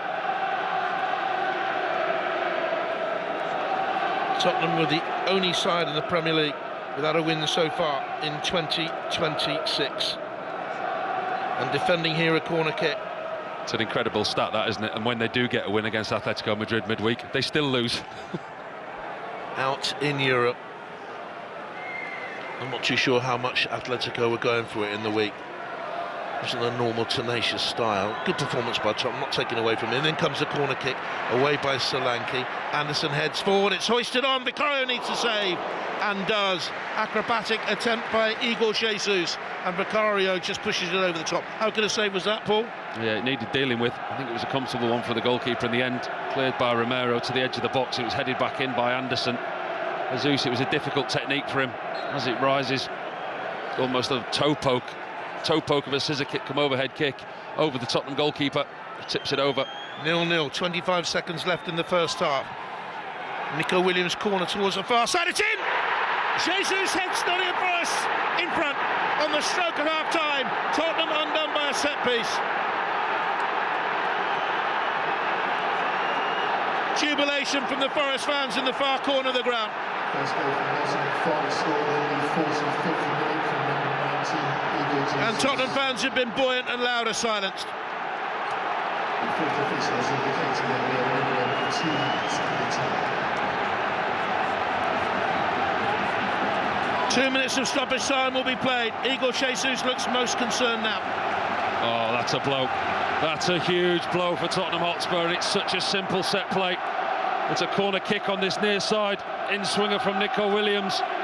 Igor Jesus at the far post, he finds so much space, there's a bundle of bodies, the ball just drops, he's completely unmarked. Tottenham players get sucked in underneath the ball, heads the ball hard and across Vicario. Nothing the Tottenham goalkeeper can do, but it's such a simple set play. We see all these intricate set plays, the movement in the box. Set plays are all about delivery. The delivery there from Williams was absolutely on point. Simple task for Igor Jesus at the far post. Free header puts Nottingham Forest 1-0 ahead.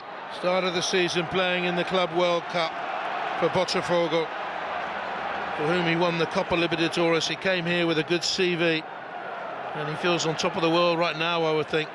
As we're into the second minute of stoppage time, there'll be a little bit more, I would think, because of the goal celebration. Porro tries to get it into the Forest penalty area. Spence wins it back for Spurs after it came loose. Porro is there again. Anderson dispossesses.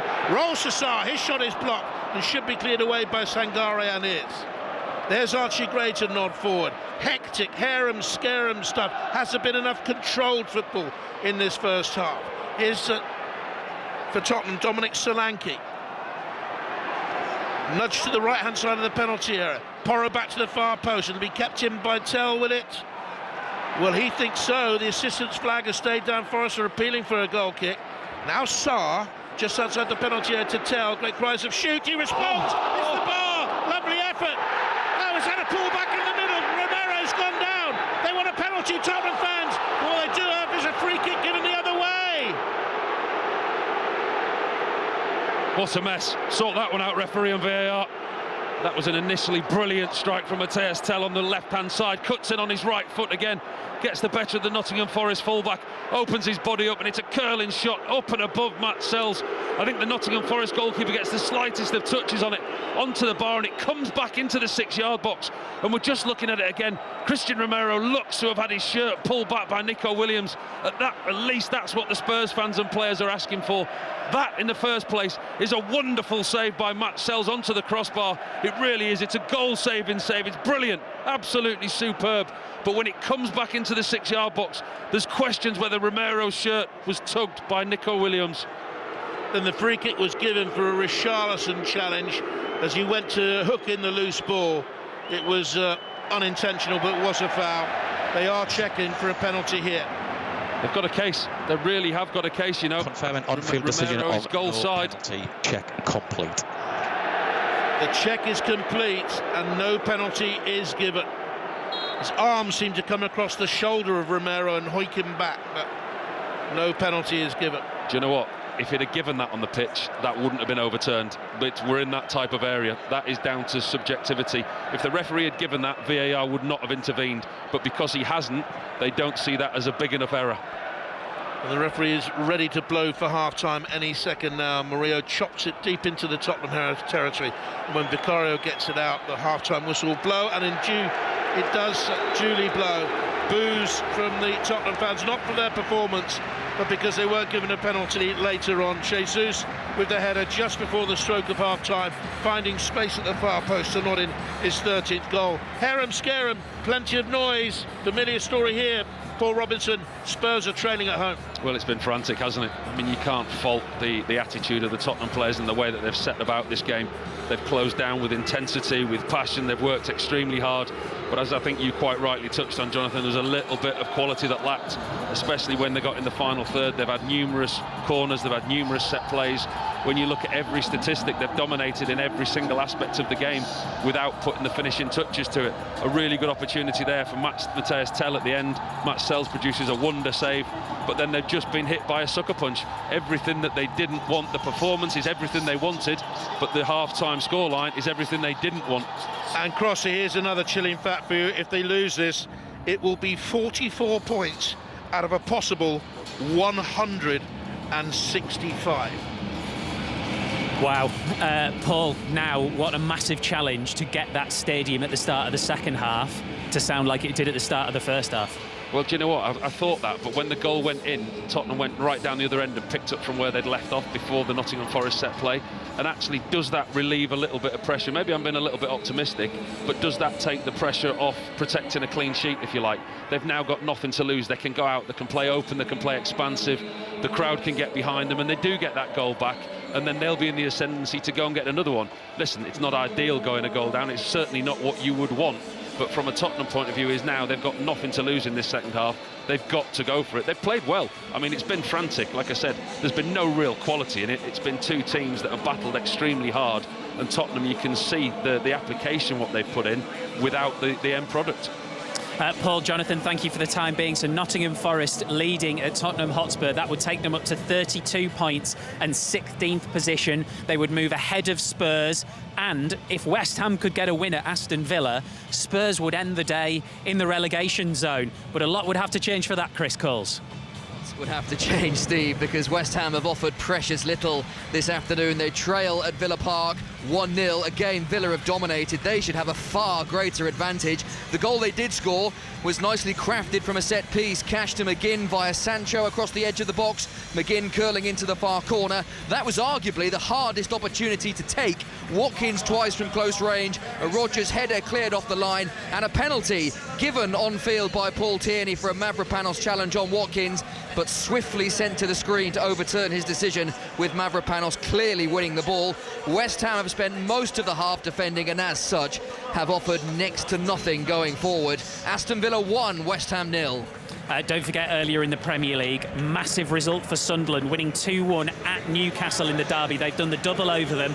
They move up to 11th in the Premier League. Newcastle drop to 12th. And Dundee United, what a story that was earlier today as well, and what an amazing title race it looks like we're getting, well, we already have got in Scotland this season. So, because of the fact that Dundee United beat Celtic today, Celtic are now on 61 points in third, Rangers 63 in second, Hearts lead the way on 66. Right, we're live at Wembley for the League Cup final at 4:30. We'll have the second halves from our two Premier League commentaries before that, but we will continue the build-up here after the latest news.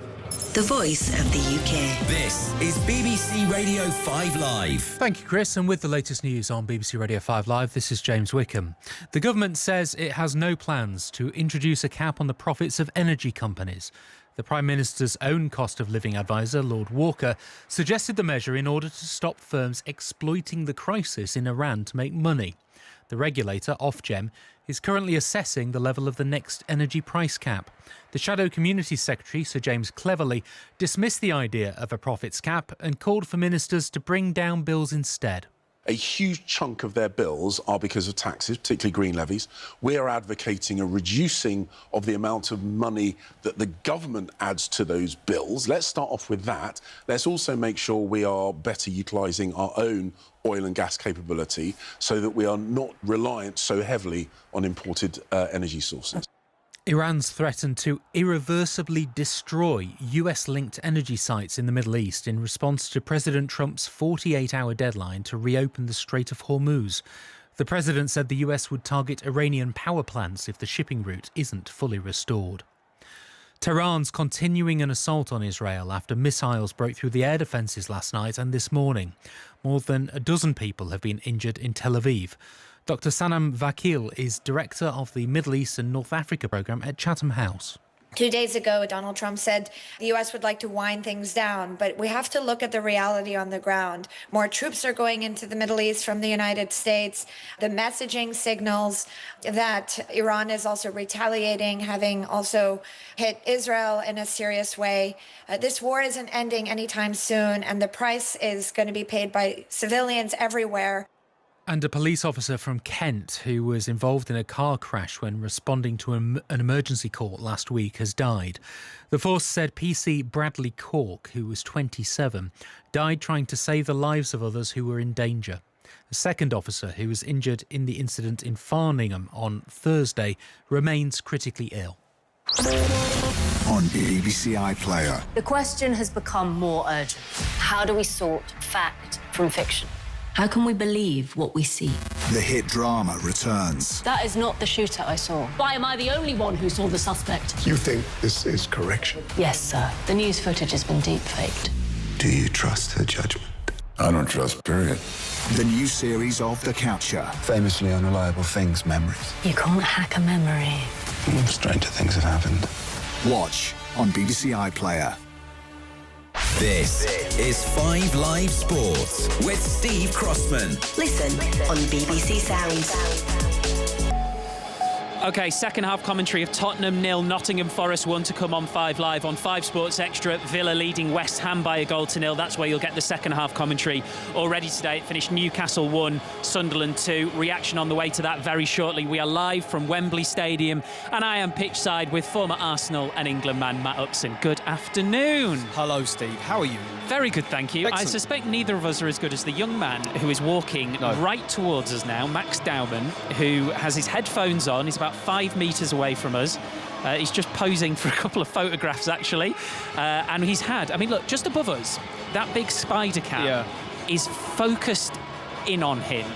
He is 16. Yeah. What on earth he must be thinking right now and how he's able to deal with this, I just don't know. Well, that for me is my biggest fear about him. Yep. The fear about him is nothing to do with football.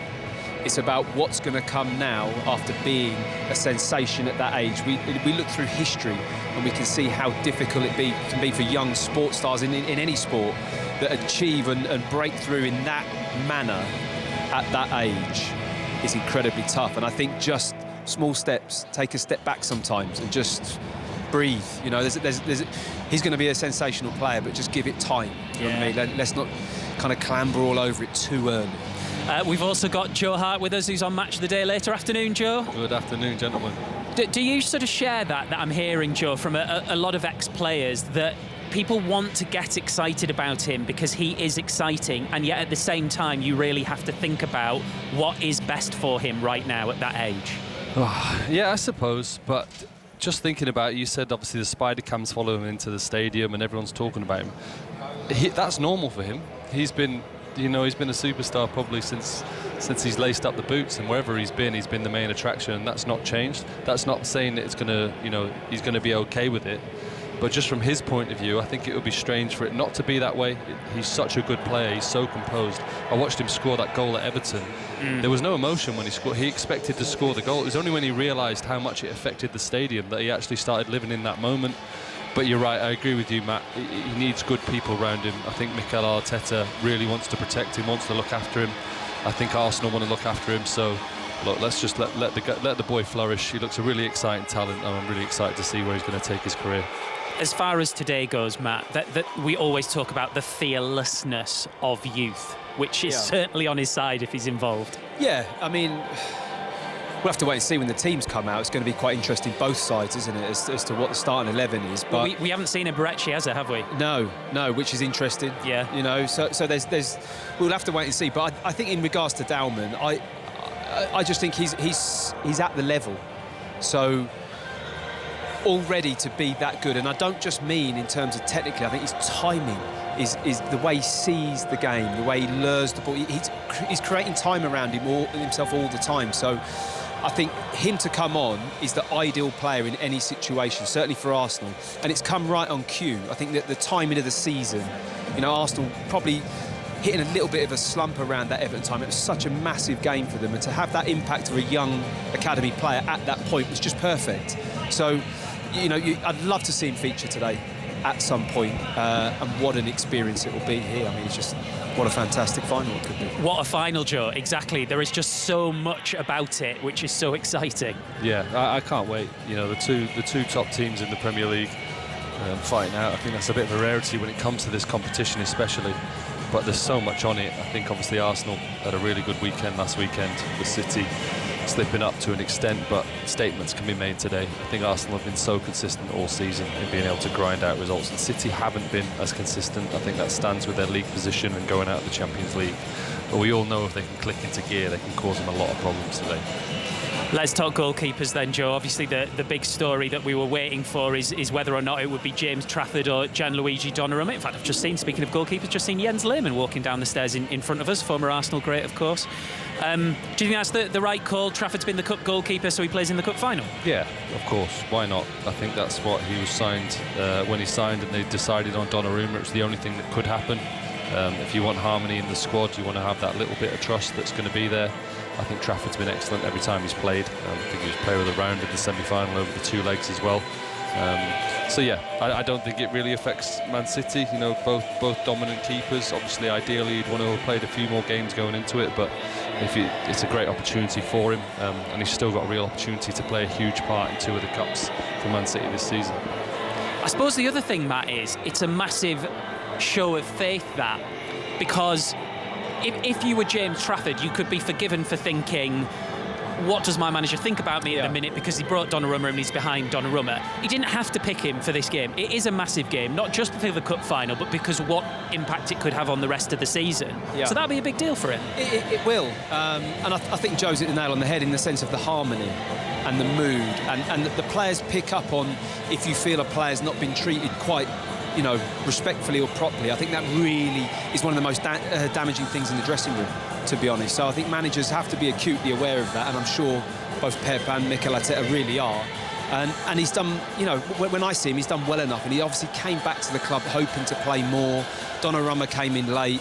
So, to have this run of games in this cup, to me, it just feels only right that he gets the jersey and the opportunity to play today. Joe, what about that finish at St James's Park? Absolutely wild. It was wild, and you know what, Sunderland fully deserved it.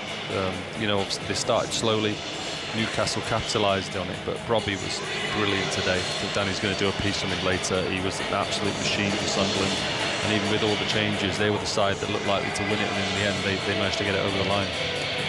What is your big piece of analysis so far? Or can you not tell us? Do we have to wait for match of the day? Is there an embargo? I don't know. There's a massive embargo. Is there? But trust me, tune in. It's going to be unbelievable. Box office. I know it will be. Joe, thank you very much, mate. All right, have a good day, guys. Great stuff. Joe. That's Joe Hart. The League Cup trophy has just been paraded past us, and the two people carrying it are wearing white.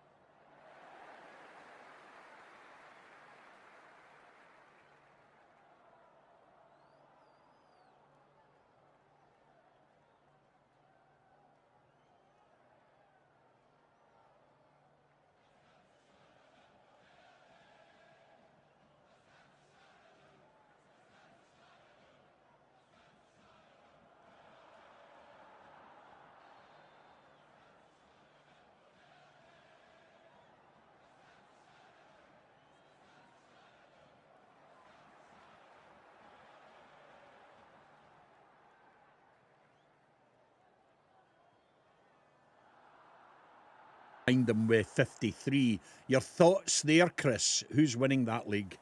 Oh, well, I mean, I would say that's pretty done and dusted there. Yeah, I personally felt, and, you know, huge biases, of course. I was at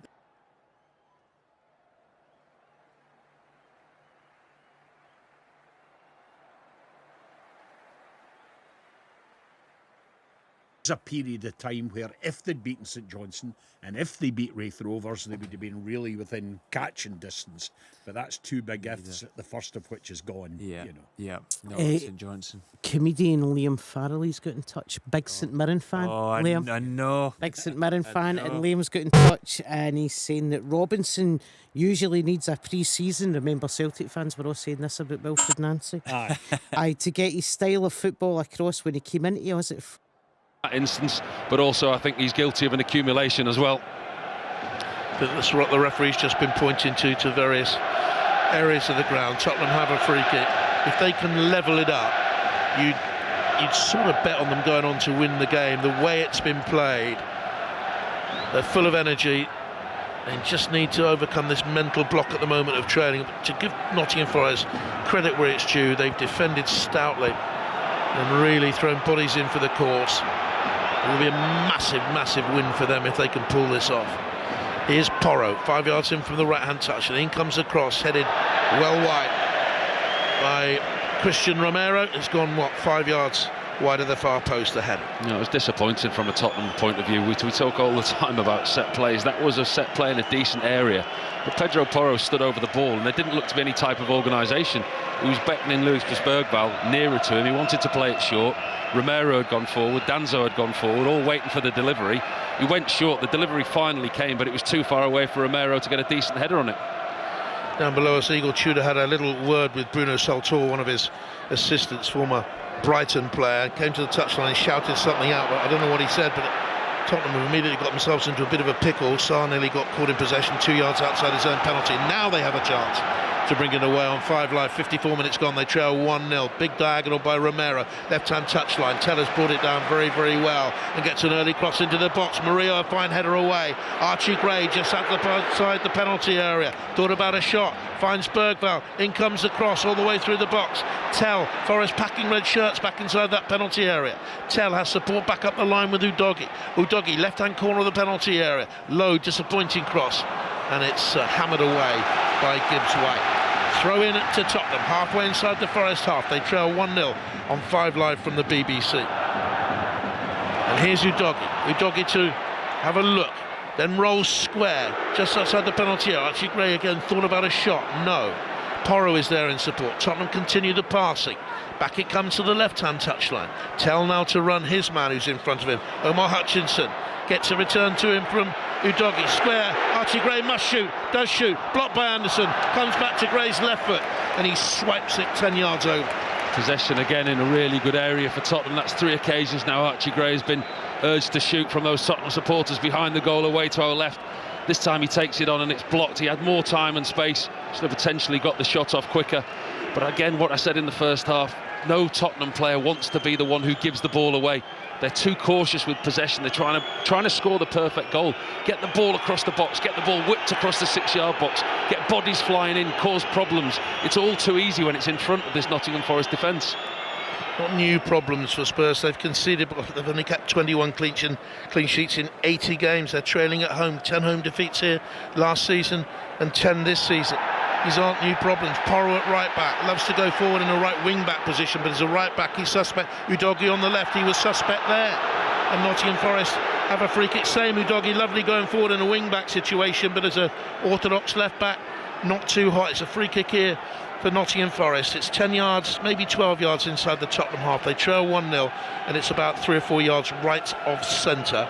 And taking his time to come across to pick up the ball is Sangare. It's rolled back to him by a member of the Tottenham staff, and it will be, or I think it might be his own staff. It was his own staff. It's a free kick now to Nottingham Forest. Anderson will take it. They've been in no hurry. Why should they be? They're leading a game that is a massive 6-pointer. 1-0. Arms raised by Anderson. Sangare standing offside, so too Gibbs White. They come back on. In comes a free kick. Well, one in the air by Danso and kept in by Callum Hudson-Odoi. Williams is in support. Williams gets an angled shot through, shot cross, whipped through the penalty area, out of play for a goal kick. It's a super cross, Jonathan, really is. Nico Williams' delivery has been excellent today.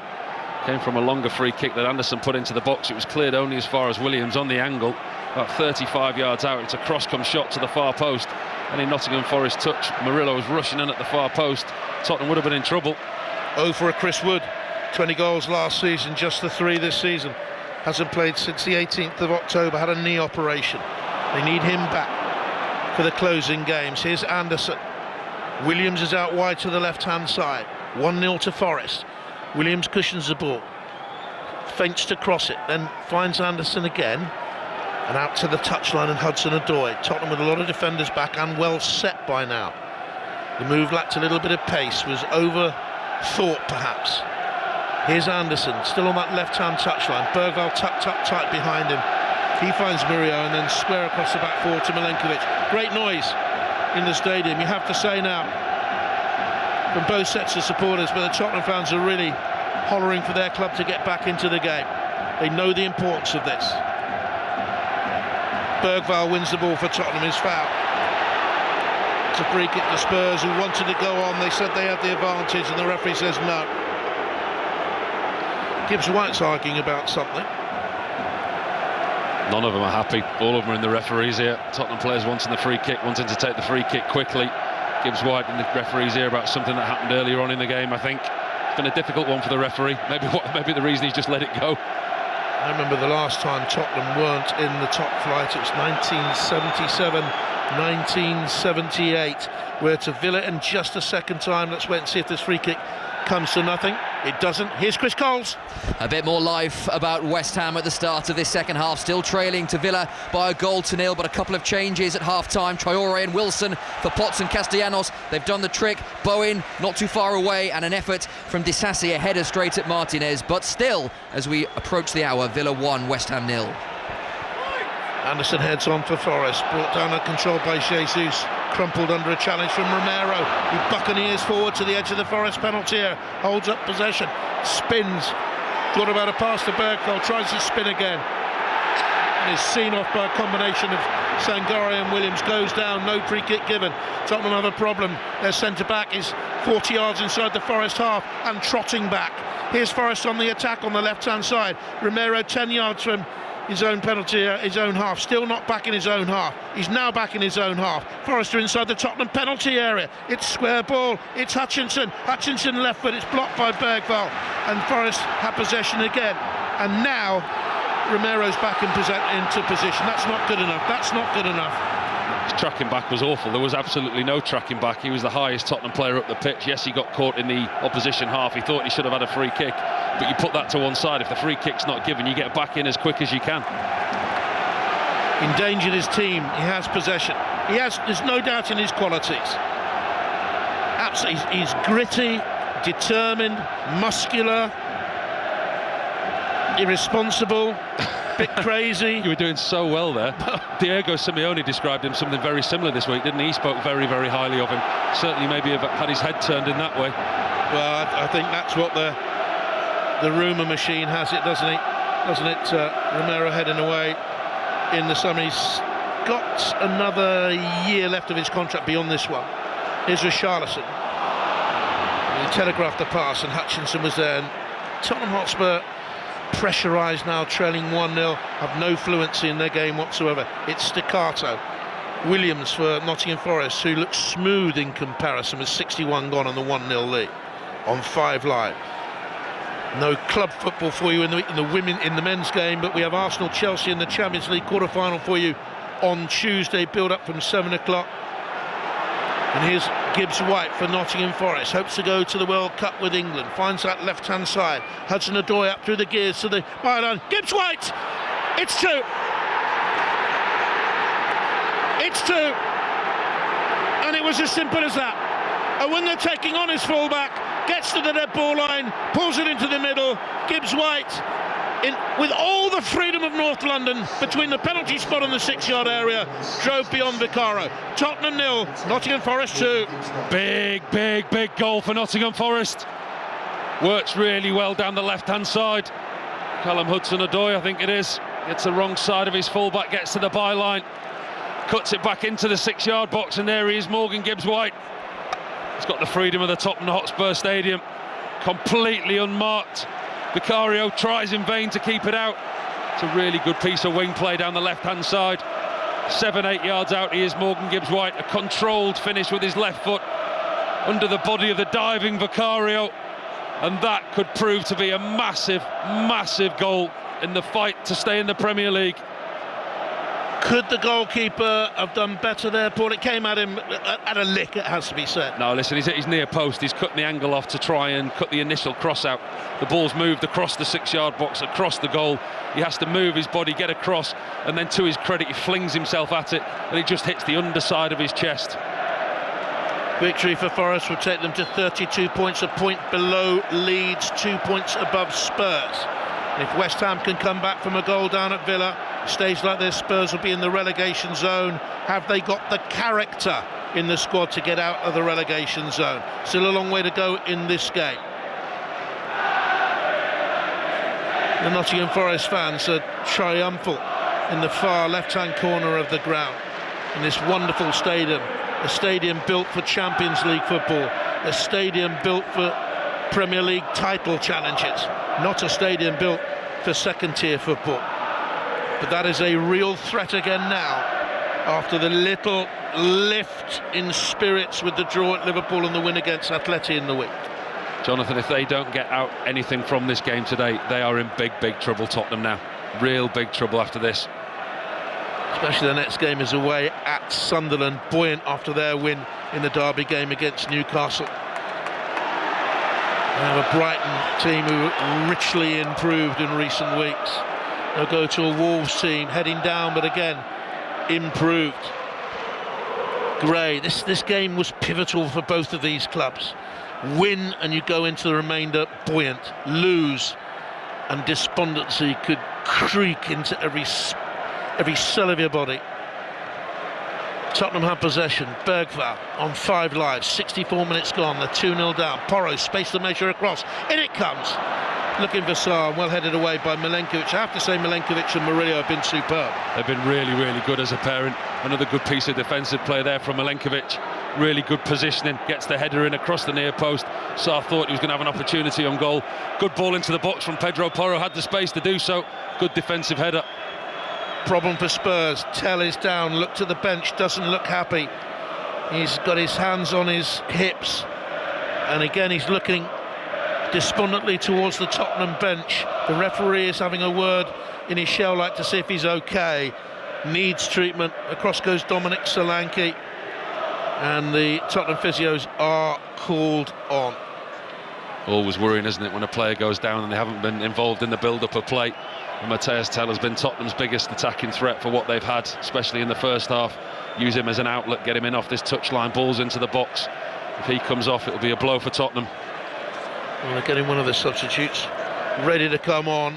Ronald Coleman, it might be. Let's go to Villa Park then, and Chris Coles. West Ham are pushing for this equaliser, Jonathan, and they're getting closer and closer. Pablo's just missed a good chance. Poor Torres clearance. Pablo leaning back, and over the bar it went. Villa have just introduced Yuri Tillemans to great reception as Watkins slides in at the back post, and Villa do have a second in front of the Holt. That'll mean an awful lot for Ollie Watkins, and it's a goal that will calm Villa down, because West Ham had been on top. Watkins scores. Aston Villa 2, West Ham 0. Goals first and fastest on 5 Live. Goodness me, that's an old football saying from a long, long way back in commentary, I can tell you. It's going to be a corner kick to be taken on that far side. That brings back a few memories. So it's going to be a Tottenham corner, and Tottenham are going to bring on Kolo Muani and also Xavi Simons, who was terrific here in the week. But they'll have to take this corner first.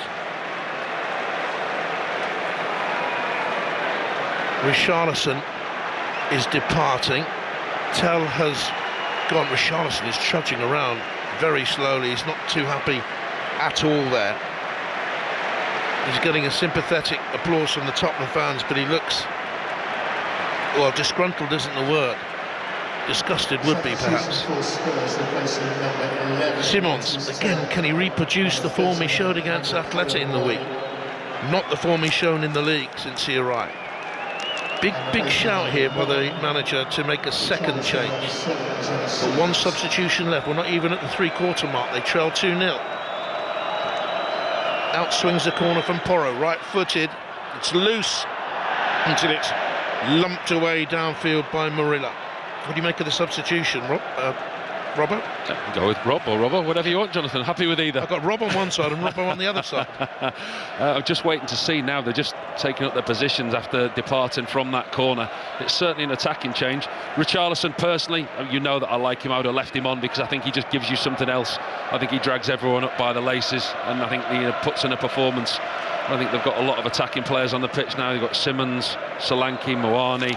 You know, you look at what they've got. They've certainly got the quality, but have they got the attitude and the application what they need? They've lacked quality in the final third because they've been put under pressure, and they're certainly in a situation now where they're bang under pressure. Here's the enigmatic Simmons, swivelling, running to his right, cutting back to the left, is tripped. It's a free kick. Simmons immediately looks to the referee and calls for a yellow card. He's got a free kick, and he's still protesting to the referee. Unseemly this. It's a free kick. He's won it. That's all there is to it.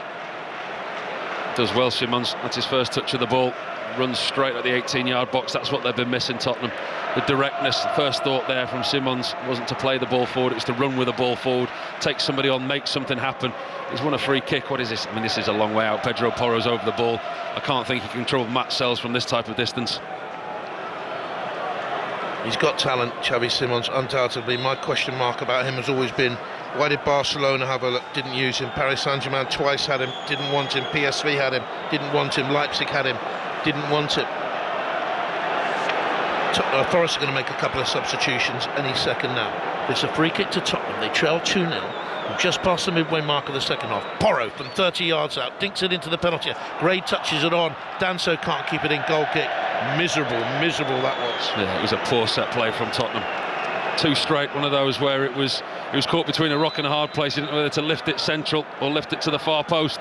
Did neither. Came to nothing once again from a Tottenham Hotspur point of view. It's a disappointing run they've got in that final third. They really have created very, very little. Well, Awoni's coming on. Yates is coming on for Nottingham Forest. Igor Tudor departs. Awoni will replace him up front, the 6-foot-tall Nigerian international.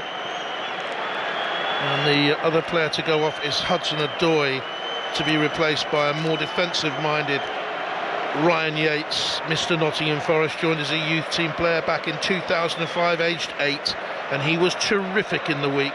Really, really good against the Michelin and got the goal there.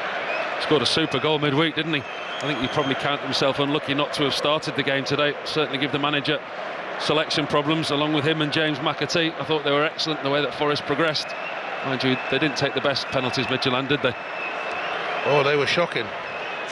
To win a penalty shootout 3-0. 3-0. It's embarrassing.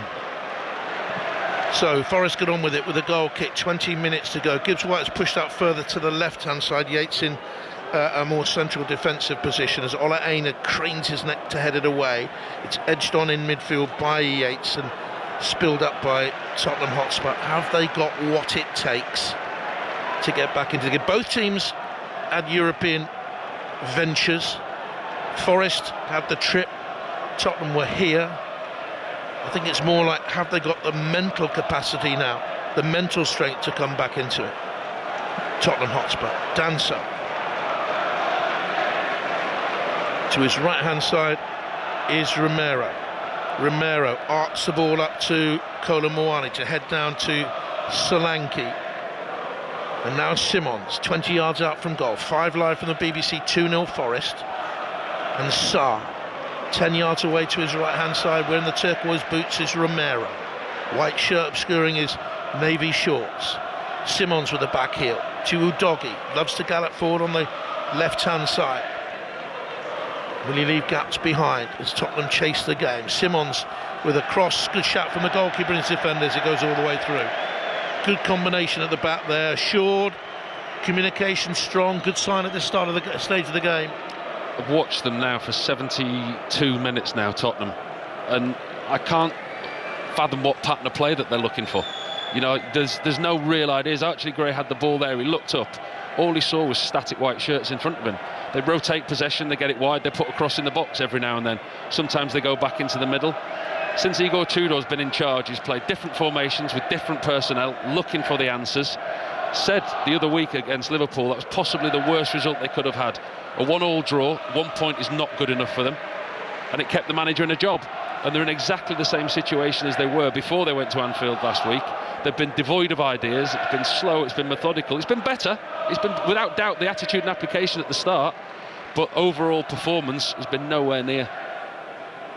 Tottenham fans have not been brought up to this. That last time they were in the second tier, when they came up in 78, they signed Ardiles and Villa straight away afterwards, and they've had such wonderful array of talents here over the years. Hoddle and Waddle and Gascoigne and Bale, and the list goes on and on and on.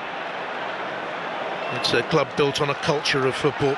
To dare is to do, and these players not up to the scratch of previous years. Perhaps Tottenham's problem is they've lived in yesteryear too long. Perhaps. Here's Porro on the right hand side, angles to the edge of the penalty area, it's blocked by Williams, he'll keep it in play. They used to have great football people here behind the scenes. Do they have that now, Tottenham? As Vicario has to come out of his penalty area and hoist up towards the old shelf on the far side. Jonathan, this is nothing new. I mean, this is a discussion for another time, but this has been coming for a long, long time. You don't circle a drain without falling in at some point, and I think the European trophy last season papered a lot of cracks. You look at the league position last season, what cost Ange Postecoglou his job. The team are in exactly the same position this season, and it's been coming.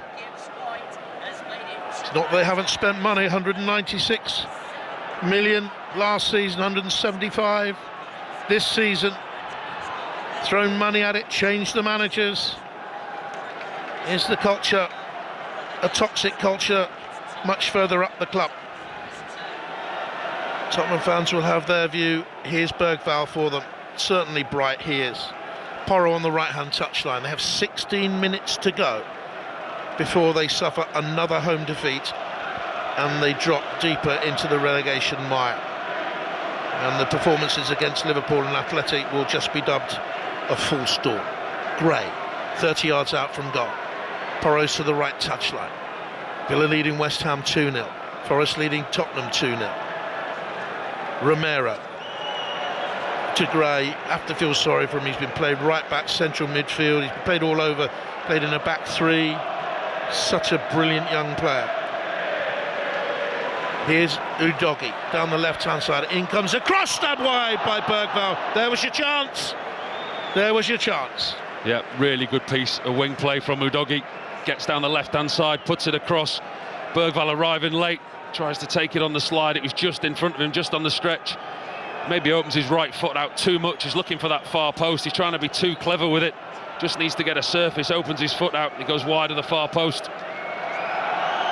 Tottenham, 2 efforts have hit the woodwork. Only one from one of their players, Tell. Jesus headed against his own woodwork in the first half, but you can actually technically say they've had 1 effort on target in the game. Woodwork doesn't count. I've always thought that was strange, actually. Should it count as an effort on target? No, you're a goalkeeper. It's all part of the armoury. That's right. It's an extension of the goalkeeper. Here's Romero. And a lot of these Tottenham players, if they do go down, my goodness me, what a culture shock the Championship would be for some of them. Do you think any of them think they're going to stay in it? I think that's been a problem, Jonathan. You look at the back 4, the back 5, they're wanted by Barcelona, Bayern Munich, Atletico Madrid, if you believe what you read in the press, and I think that has been part of the downfall. It's Archie Gray, he's gone beyond his man. Williams, who slipped. Anderson was there, as he so often is for Forest to cover. And while we've been talking about Tottenham's shortcomings, let's talk about Forest's strength. Anderson in there, Sangari very strong. Centre-half's brilliant today. It's been a workmanlike performance, but they've taken their chances when they've come. And it's going to be a corner for Tottenham Hotspur. And they've racked up 11 flag kicks in the game. A second ball tossed out onto the ground by Forest fans. And it'll be a corner eventually taken with 13.5 minutes to go on 5 Live. 0-2 Tottenham.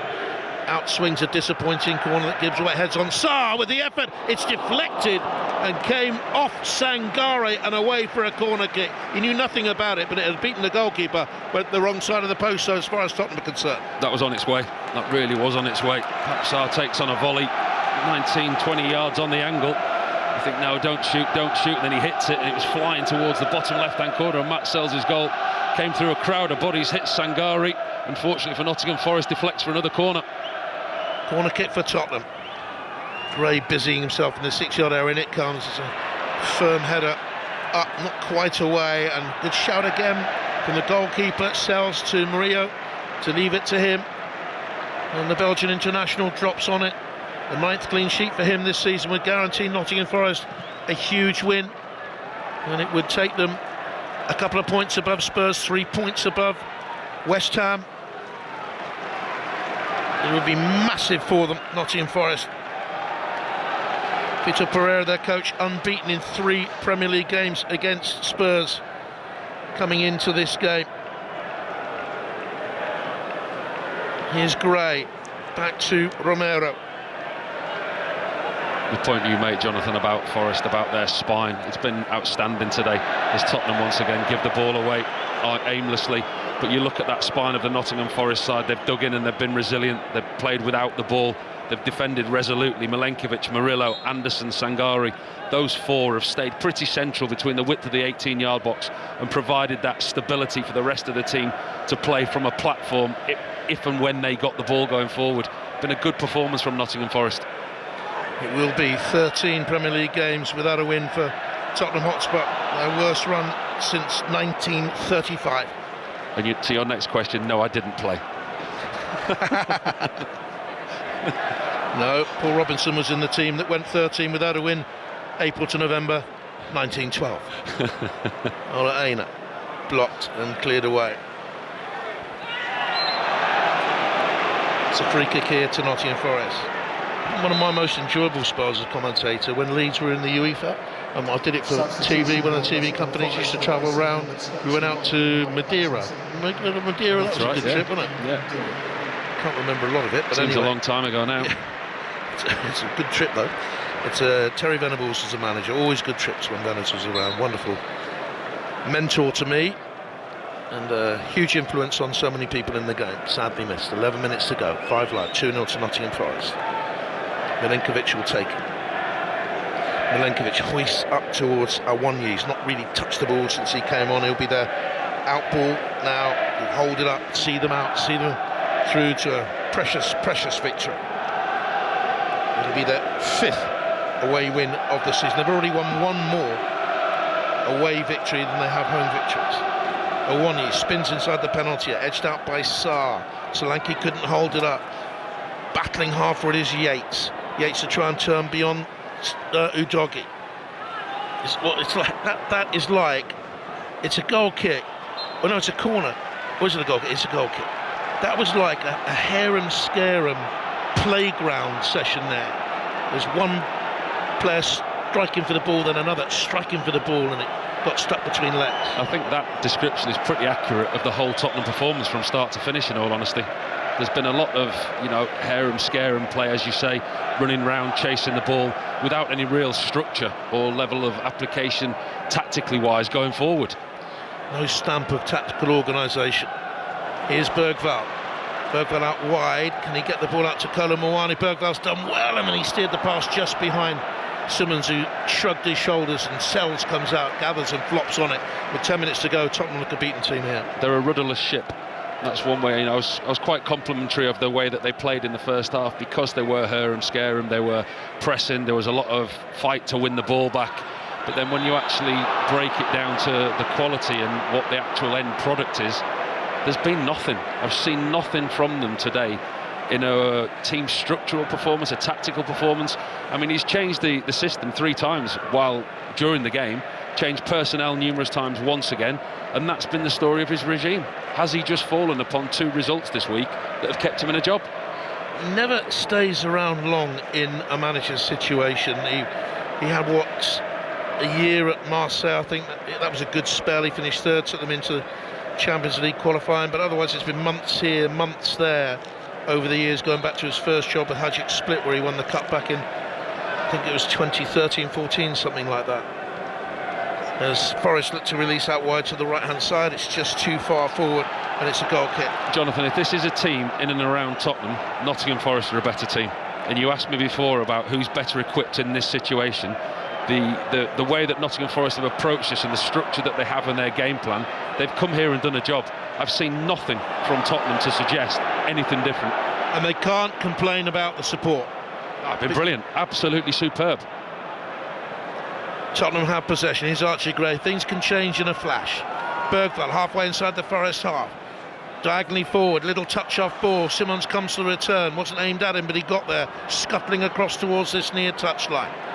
That's the Carter running style of his. Papsar 25 yards out. Bergvall closer to the penalty area. Can release to Porro inside the box. He has done. Porro to the dead ball line. Across it comes. And it's a goal kick. The ball had gone out of play before the cross came in and was deflected wide. Tottenham fans thought they might have had a corner, but the assistant flagged. And we're going to have another. Conor Gallagher's going to come on for Tottenham Hotspur. What we're seeing now is the Tottenham Hotspur formation very disjointed for a period of time there.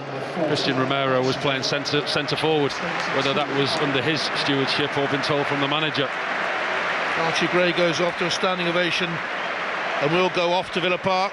Aston Villa, West Ham, Chris Coles. Villa remain 2-0 to the good, and it very much reflects the game because it is all Villa now. That Watkins goal completely taking the wind out of West Ham sails. Villa have come close to a third, Watkins again, and Leon Bailey one of the changes. West Ham's race looks run in this particular game. 4 minutes to play, Villa 2, West Ham 0. Next up for them, the cup tie against Leeds, then it's Wolves at home, Palace away, Everton at home, and then a horrible run for them really. West Ham, Brentford away, Arsenal home, Newcastle away.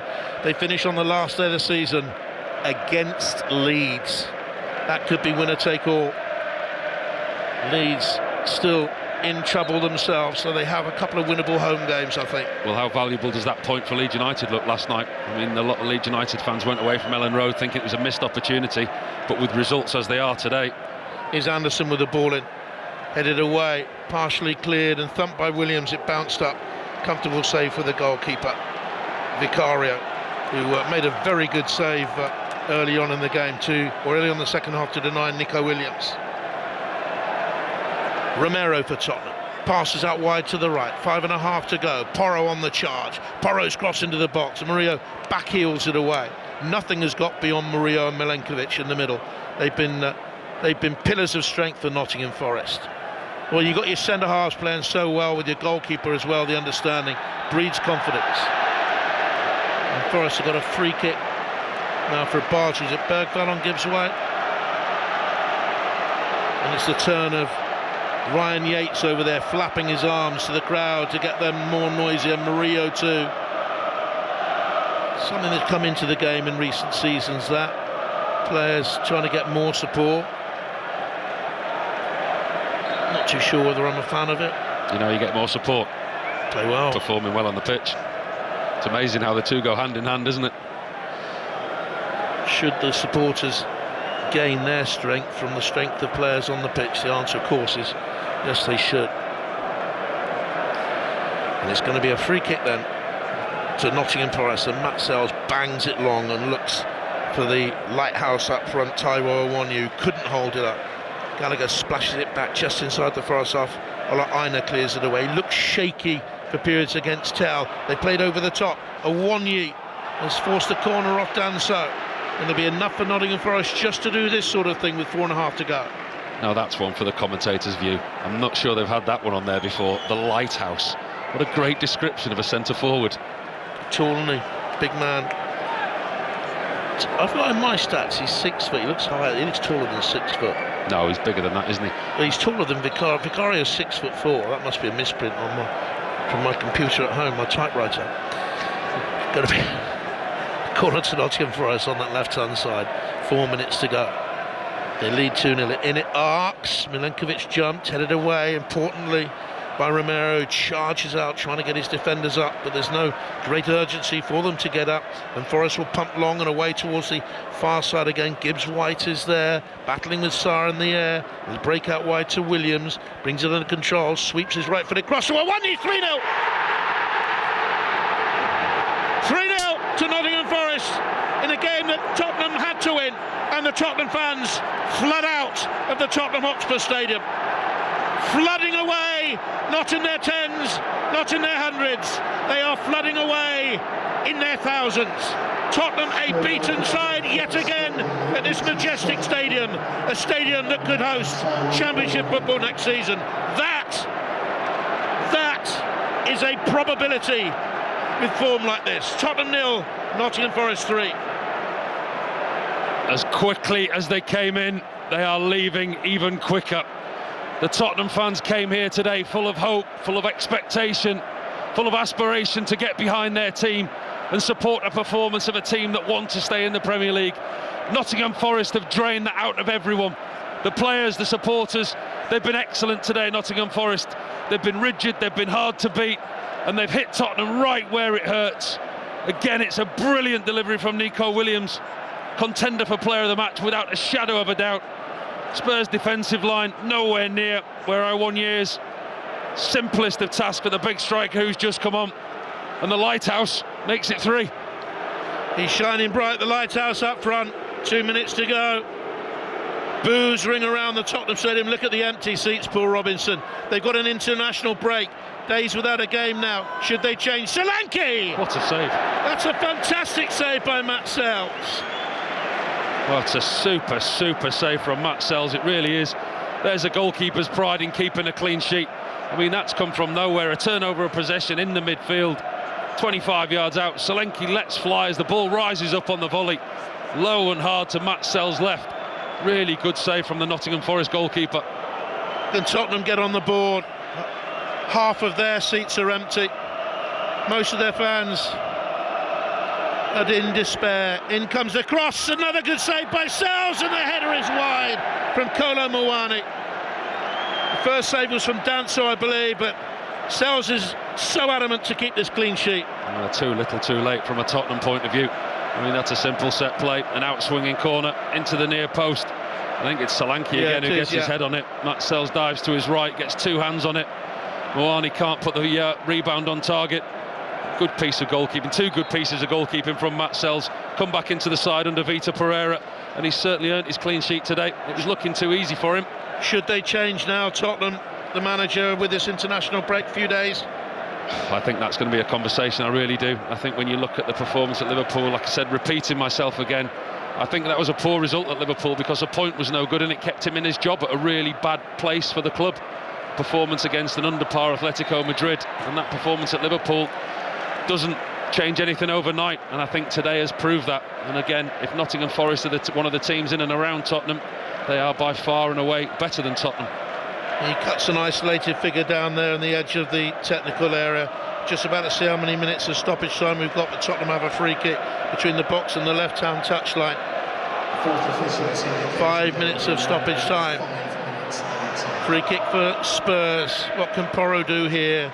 The Nottingham Forest fans are singing at 3-0 up. Why wouldn't they? Why shouldn't they? Wonderful day for them. Porro with it, jiggling on the spot, sets himself, whips the corner, whips the free kick. He's tried to shoot. He's tried to shoot there, Pedro Porro. I mean, you look at the body language now from the Tottenham players, heads down, very disgruntled, devoid of ideas, and I think that sums up the way that they've played today. They've had a bit of heart in the first half, they've had a run around, they've closed down, and they've showed spirit in the first half, but they've been so devoid of ideas and creativity when they've been going forward, and that just summed it up from Pedro Porro. A free kick on the wide. I mean, there's no way you should be shooting from there unless you're Cristiano Ronaldo. Did his little Johnny Wilkinson jiggle and then move forward and hoist the free kick well wide. Dominguez is coming on for Nottingham Forest, and James McAtee is coming on as well. Gibbs White is going off. Who's the second player to go off there? Elliot Anderson has gone off for Nottingham Forest, so I think that's to protect them really for games to come more than anything else. They've got 4 minutes to endure here. He was super again in the week. McAtee got his assist for one of the goals. I thought he was brilliant, and I thought he gave the manager the selection problem, both him and Ryan Yates. But credit to Vitor Pereira, he stuck with what he knew, and I think the centre-half partnership, the goalkeeper Elliot Anderson and Sangare, Those 5 players have been pivotal to this win. Okay, you look at the goal scorers and you look at the creative players, but their base, the solid structure that they've been based on today, is where their success has come from. And where is the solid structure about Tottenham Hotspur? Correct. Where is it? Where is it? I mean, you look around the stadium now, it's a sad sight, it really is. I mean, there is more empty blue seats than full ones from a Tottenham point of view. The Nottingham Forest fans are way down to our left-hand side, for those of you who know the stadium, swinging scarves around their heads, singing, delighted. This is a massive 3 points for them, but actually when you look at it, it's a nice place to come, this, isn't it? A lot of teams come here and take away 3 points because it is so nice. And this will be a Wembley for Championship teams next season should they go down. Beware, be very, very wary. And so many people I count upon as friends over the years will be distraught at this. Gary Mabbott, my old Elmley Primary School teammate in Bristol all those years ago. Full-time Aston Villa, Chris Coles. Aston Villa 2, West Ham 0. Comfortable for Villa, their most straightforward in the Premier League for some time. McGinn in the first half, Watkins in the second. West Ham were okay after the break, but didn't do anywhere near enough to score, and they remain inside the relegation zone. Aston Villa 2, West Ham United 0. Udogie for Tottenham. The only noise you can hear at this mighty stadium are Nottingham Forest fans singing in celebration. Upper tier, the East Stand, well, not even, I would say, a tenth full. Middle tier down there, the luxury seats, again a couple of blocks still have fans. Big South Stand, not even half full. North Stand, not even a third full. They've gone. It's a massive result. It really is a massive result, because every single question that was been asked, every single wound has been opened up from the start of the week before those 2 results that they've had. A little bit of a false dawn, and that's all it is. It's a false dawn, because this performance is no different to any other Premier League performance that we've seen under Igor Tudor.